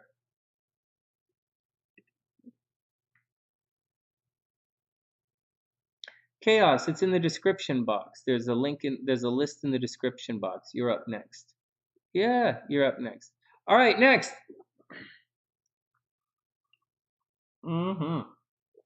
Chaos is next. And then Jocelyn, can you write down your birth information, please, in the description box? And then we'll get to you after Chaos. All right, next. Let's finish this up. So for Bunny, back to it. So Bunny, there's a lot of, there's going to be a problem with children. All right, what else is going on? So that's that kind of stuff. In addition to that, the South Node is in the third house in Aries. This is interesting. So the South Node and Saturn is there. That's where your karma is. So you might be always frustrated with your brothers and sisters. Maybe in your past life, there was a major reliance in the past life on yourself. You were probably very, very independent. You would travel around on your own. You would do your own thing. You would do your own thing. You didn't necessarily rely on other people. You didn't necessarily seek the counsel of others, and you did your own thing. Whereas in this lifetime, it's a little bit more secretive, a little bit more do it all behind the scenes. But in the previous lifetime, that was it. And as such, as you bring it forward into this lifetime, there may be problems with your brothers and sisters. There may be problems with your close friends. They might be taken away from you. I don't think any of them died, but I think your brothers and sisters were taken away from you. Or there are always going to be problems with your brothers and sisters, communication problems with your friends. Saturn in the third house, it indicates that something is trying to restrict your movement in this lifetime. Saturn and the South Node are restricting your movement in the third house. These are people who often go to jail, right? Movement restricted, you go to jail. Saturn in the third house by the South Node, maybe you went to jail in a previous lifetime and you're carrying that forward. Somehow your movement was restricted in a previous lifetime and you're carrying that karma forward. You need to travel around. You need to move around. You need to get out there. See all this? Where you're headed in this lifetime, the North Node in Libra in the 9th house, you need to get out and balance things out. Like you got to get out and see the world. Get out, expand your mind. Get out, share information. 9th house, like sharing information with the world. There's too much emphasis on you gathering information. Like it's like studying all the time, like reading and studying and following your own interests without actually writing the tests or spit out and regurgitate the information and tell everybody what you learned. Like I said before, there's a strong possibility that you were kicked out of school or there were problems in school. Maybe not kicked out of school, but problems in school and higher learning going on. When you should be successful, you probably go to a good school. There's just always problems there and it's not your fault. Wherever the North Node is, wherever you want to go in the future, it's disconnected from everything else. It's a pie in the sky thing. It's taking things for granted and philosophically. So Bunny, there's a possibility that, you took it for granted. You might have taken your education for granted, or you're probably so smart, you just take it for granted. And then, it doesn't work out. And that happens for everybody where the North Node is. If you have your North Node in the 11th house, a lot of people look at this and say, oh my God, I'm going to be famous. But how can you look at the North Node in the 9th house and say, oh my God, you're going to get kicked out of university and suddenly say the North Node in the 11th house means suddenly you're going to be famous. It doesn't necessarily work like that. The North Node in the 11th house could cause problems. It could make you infamous. It means you have the potential for something really good, but unless it locks in, it's not going to happen. The same with Bunny here. Again, with Bunny in the 9th house. Unless you lock it in, it's not going to happen. So there are illusions about education, illusions about the big picture in life. You might have grandiose visions of things, and you always see. In addition, you're a Gemini, so obviously you see the details of things. But the South Node, the North Node is in the 9th house. So you should somehow reach out for a bigger perspective. Additionally, one of the most important things in this lifetime is for you to rely on other people. I know that's difficult. With the South Node, with Lilith in the 7th house, it's going to make it difficult for you to rely on other people. Lilith is going to fuck up your relationships, right? Mars in the 5th house, you're going to have problems with children. Guys just want to have sex with you and bullshit you. Lilith in the 7th house, guys just want to have sex with you. So you got to watch out for all that kind of stuff. You really have to watch out for that kind of stuff. But that's what's going on. So that's what's going on. A lot of karma. A lot of past life karma. Venus, problems in the past life in relationships is coming forward. The moon wants to be reclusive, wants to be creative. It's a very curious moon, a very stable, curious moon. It changes its, I know I said serious because it's a 1-degree Gemini, but it's a Gemini moon. It's very changing its mind, changes its feeling all the time. Mars in Gemini, changing your mind. Mercury in Gemini, changing your mind. A lot of stuff. It's oscillating. This chart's oscillating. It's in movement. But that's what's going on. A lot of behind-the-scenes karma that you have to watch out for. You know, a lot of karma with your brothers and sisters and close friends. You have to watch out. You're probably a really shitty driver. It doesn't mean that you've crashed a chariot in the previous lifetime. It just means you're probably a shitty driver. Someone's always going to fuck with your car. And you got to really get out there and see the world. Your destiny in this lifetime is to apply yourself, work really hard, and get out there and see the world. That's what you need to do in this lifetime. All right, next. All right. Yeah, well, there you go, Bunny. What are you guys talking about? Oh, yeah, Bunny's still a little squirt. She's young. All right, Chaos is up. Let's do it. All right, Chaos, thanks for being patient, man. Thanks for being patient. You are right here. Chaos is here. You suck at driving. Right on. All right, Chaos is right here, but we're waiting for birth time to 10:42. Yeah, no problem. Hold on. 10:42 a.m. Yeah, 10:42. No big deal. Okay, Chaos and someone else did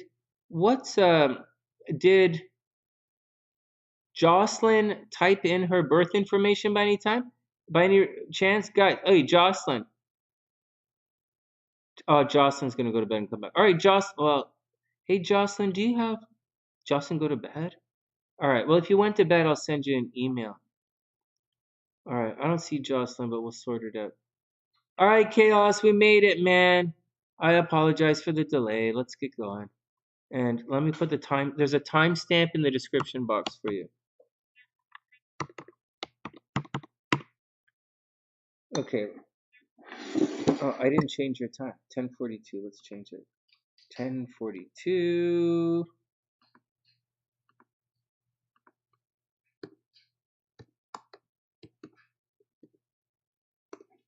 And let me save it.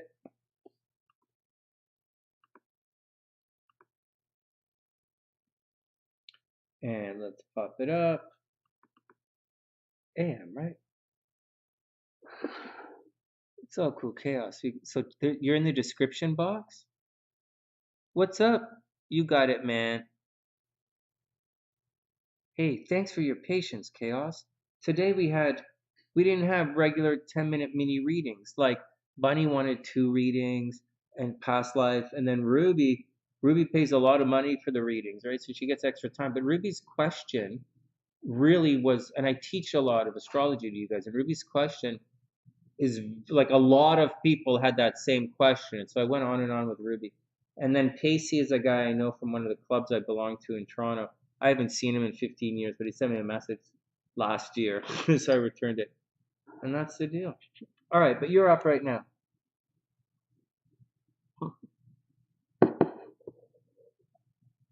Yeah, Bunny, you got to get out there and share the information. Okay. Oh my God, Chaos is in Aries and he's been waiting all this time patiently? Holy fuck. Thanks, Chaos. I appreciate it. All right. And this is not the proper chart. Let's get it down here and then we'll do it. Oh my God, Chaos. Oh my God, and I didn't shoot a video. Well, I'll go shoot some. I got to start shooting videos again. I talk to you guys endlessly, but I don't make the videos out of it. All right, Chaos is up. Chaos's mini reading. Chaos is April 14th, 1967.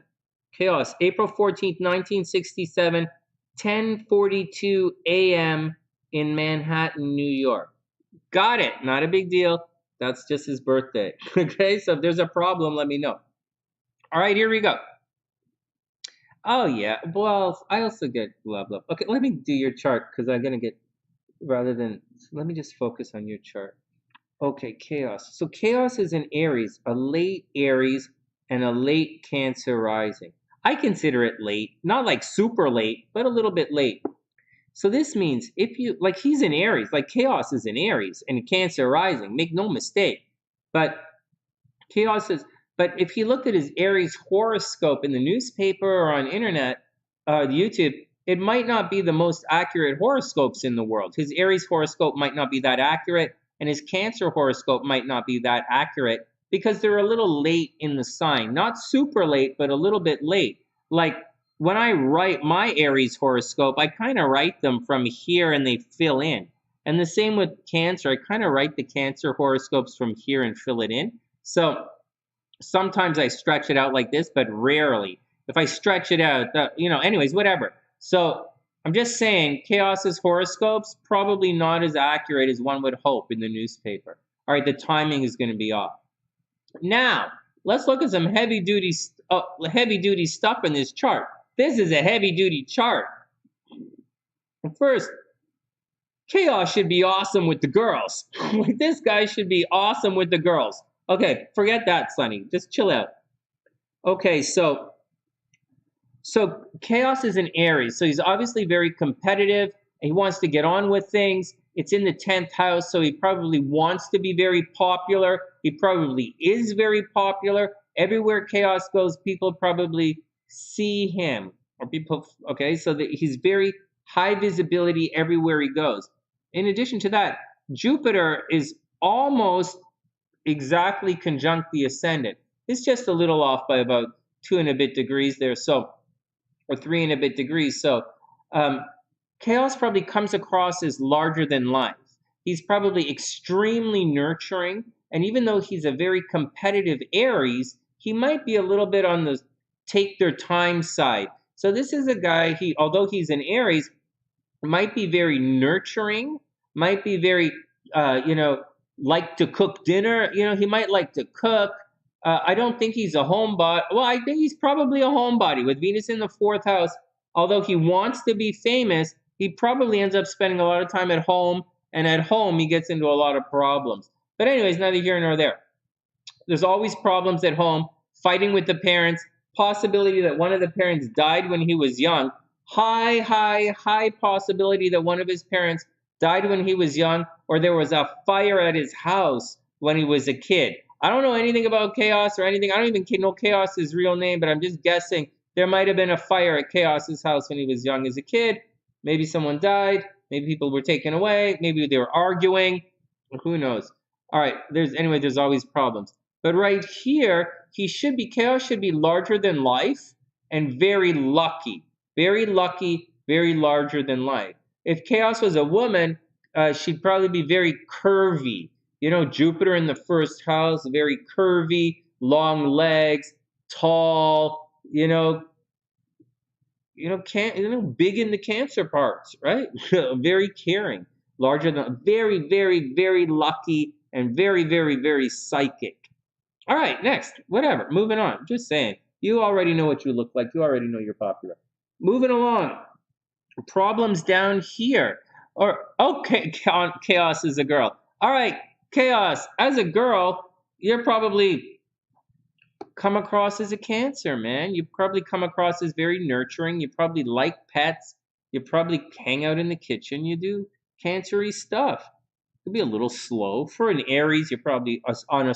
For an Aries, you're a little on the slower side for an Aries, but you're really, really, really fast when um in thinking. Your brain is super fast, and you are hella fucking smart, like insane fucking smart.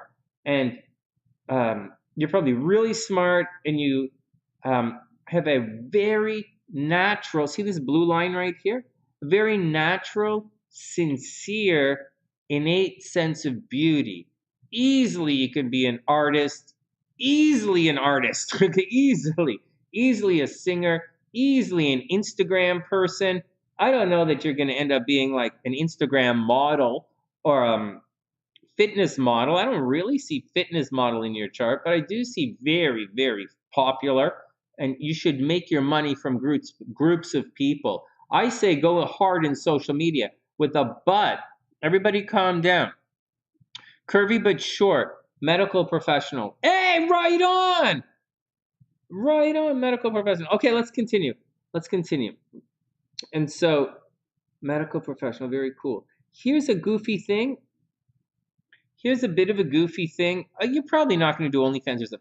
Your words are going to get you into trouble, right? With Pluto in the third house retrograde, Uranus in the third house retrograde, you're going to have to watch out for absolutely, absolutely mental banana car accidents in this lifetime, sincerely. Not right away, not now, not moving forward. It's in Virgo. I don't think Virgo's coming into any kind of damage until Saturn is over in Pisces, and that's not going to happen for another year or so. But I imagine, I'll just tell you what I think. Virgo, Saturn was here. I would imagine this would happen in this was 2017. I would imagine in 2014, you could have got in a really, really, really bad car accident in 2014, or one of your brothers and sisters could have actually died in 2014. That's what I think, just off the top of my head, doing the math really loose. Not a big deal here. Watch out for being car accidents. Watch out, chaos, for being a crappy driver. Watch out for unexpected types of communication. Neither here nor there, though. I wouldn't say fighting in social media, though. As far as social media is concerned, I think it's going to be really good for you. You can make money from groups of people and communicating and writing and being social, like a big Facebook following kind of thing. Over here, there's always going to be problems at home. South Node in Scorpio at home means there's an over-reliance on being a little bit sneaky. And there's too much emphasis on taking care of other people's money, taking care of other people's stuff. There's too much South Node energy in the fourth house, taking care of other people's stuff, and not enough energy taking care of your own stuff. You probably, like, as you know, maybe you give stuff away, or you had to give your parents stuff away, or something from the home you had to give away, or you're always fighting with your parents, or one of your parents died, or your step-parent. Always a problem with home. Maybe you're always moving. Maybe you have tenants, and the tenants are always causing problems with you. And you got to push your energy to the top of the chart. You probably are very popular, or you were very, very popular at some point in this lifetime. Moving forward, Neptune retrograde in the fifth house. Maybe there were some problems with children. I don't actually see miscarriage or accidental pregnancy in this chart. I just think there's something with taking care of children that should have been a little better for you. There was a dream, like maybe your dream job was working with children and it didn't quite work out, and now you're working with like something, I don't know. And but something with that creativity, Neptune, the rose-colored glasses, ugliness, things happening. You probably get a lot of attention based on your looks, but the romance department gets a little bit screwy at times. Seriously, romance screwy. I don't see any major problems with health per se right off the top. Not major. I don't see many major relationship problems. I don't really see cheating in relationships. I don't see anything like that. I do sense that you are going to You do have the potential to make a lot of money in this lifetime. You should be popular. You should make a lot of money. You should have a lot of friends or a fairly expansive social network. And you are definitely a friends first kind of lover. Ninth house, Mercury and Chiron in the ninth house. You probably love things at a distance. You're obviously competitive. You like things at a distance. You're probably very philosophical. And, you know, you might have a penchant for travel. You might like traveling. Although sometimes that traveling and higher learning gets you into a bit of trouble because Chiron is right there. You might get into trouble with people from different cultures or problems traveling. Oh no, my battery's running low on my phone. It's all right. I think we only have one reading after this. All right, Beast, have an amazing night. Stay out of trouble. Rear-ended every time? Oh my God, KS. What the fuck? Rear-ended, what the fuck? Oh my God, okay, calm down. We get. You're a LinkedIn professional? What? Oh, they both lived into their 80s. Oh, thank God, man. Curvy but short medical professional. All right, curvy but short, it's cool. Both parents live into their 80s. All right, good. Well, they're obviously both your parents, right? LinkedIn professional. That's funny. Okay, hold on. You had very serious auto accident. Fuck, 3 times. What the fuck? That's all crazy. Fucked up. This is actually a really good chart. Okay, let me see what else is going on in this chart. This chart's fun. I mean, Chaos waited all night, and her chart's really fun. And I think our next reading, I think she's gone to bed, so I'm gonna have to wait until tomorrow for it because I just don't have Jocelyn's chart. And so we'll take a couple of minutes as we go through this.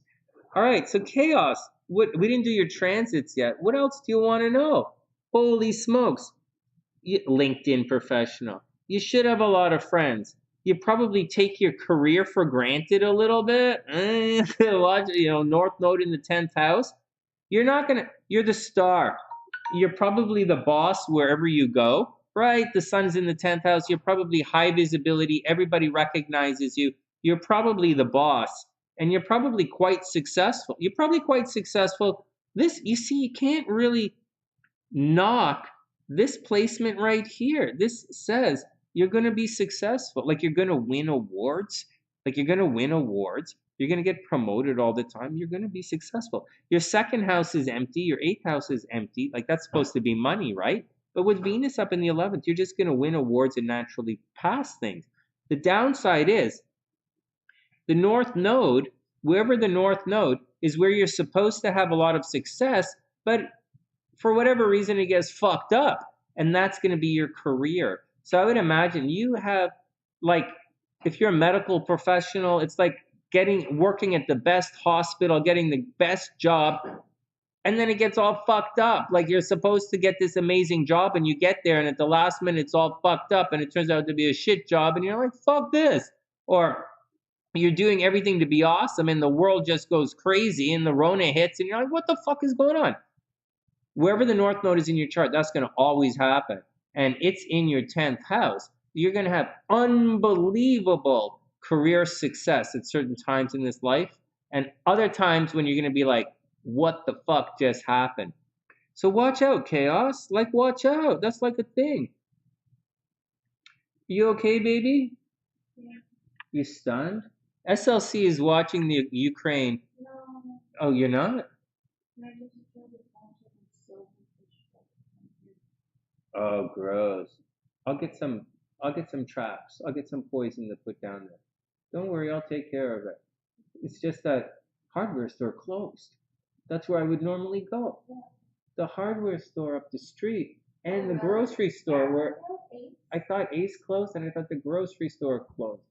I'm not joking. The Chicago riot was right across the street, like literally on the other side of our building. Those places I'm talking about right now got smashed up in the riot, and we're talking about it, and I'm saying the hardware store is fucking, don't know if it's there, and the grocery store is fucking closed. It's the one with all the bongs and shit. That store's all closed up. I don't know. We'll go back and check it. We'll check it out. This Ukraine thing is is a major clusterfuck. This is the kind of thing that really upsets me. The guy, I'm not angry or anything, but that guy asked for fucking help for years. He's been asking to save his country. He saved my fucking people. He's begging the world to save him. He's begged the fucking world to save his people, and the world said, fuck you. And if I was him, I'd buy all the, if I was him, I would immediately go partner up with Iran. I would buy all the fucking nuclear dirty shit I could, and I would just go like this and blow it across Europe. If I was that guy. You want to poison the Ukraine? I'll show you. I'm Canadian. I'm on the other side of the fucking world. It's a good thing I'm not that guy. It's a good thing I'm not living over there. Canada put sanctions on Russia, Yeah. and the Russian embassy in Ottawa was like, okay, well, Russia's going to respond to this one. Of course, Russia. Unfriendly gesture. Well, Canadians very friendly with Russia, and they're very friendly with China, but when they do stupid things. So they have to act. Mm-hmm. All right, next. Chaos says she has 2 separate lifelines on the palm. 2 separate lifelines? Yeah. Hello. So, no. I don't usually say this, and I don't even know about that astrologically, but you have multiple love lives that you very clearly have this here. Venus and the moon in Gemini very clearly can lead to multiple lives. I don't off the top of my head see any schizophrenia or mental health issues in this chart. Just letting you know, I don't off the top of my head see any mental health issues. I see a lot of things in my chart that's not supposed to be there, so I don't know what the fuck. This red line's not supposed to be there. Maybe it is. Maybe it is. Maybe it is. The moon makes a serious square to Pluto. Yeah, you're gonna I don't even know if you have any brothers and sisters, but like it's gonna cause you a lot of problems in this lifetime. If you have brothers and sisters, they'll cause problems. Close friends will cause problems. Driving will be a problem. Driving your friends or your friends driving you will be a problem. Car accidents are a thing in this chart. But I don't see anywhere where I would see multiple lifelines, because look, this is your life path right here. And if you look at it, your life path is nice and clear. The life path on Bunny's chart was all over the fucking place. Watch. The life path on Bunny's chart. The life path on Bunny's chart is fucking clogged up with Chiron and Saturn. This is a clogged up life path. But your life path, chaos, is good. All right, let's look at your transits and see what's going on. Yeah, I don't really know palm reading enough to say two lifelines. Although, hold on. Let's look at my palm for a second. They say, I don't really know what you mean by 2 lifelines, but I have this thing where I have my lifeline. This is your lifeline right here, right? This big round thing. That's the lifeline. That's not a lifeline. That line that goes like that, this line that goes like that is not a lifeline. And this lifeline splitting. Yep, it's that one. And this one that's splitting, just because it splits, doesn't mean I have 2 lifelines. It just means my lifeline splits. Do you see that? I think this is. Yes, baby. All right. Not really sure. I'm not that kind of thing. All right, next. Let's look at the transits. It's fun hanging out with you guys. Chaos, make sure you subscribe. Make sure you hang around. Make sure you keep coming back. Let's look at your transits and see what's going on. This is fun. All these different types of astrology is a lot of fun. Chaos.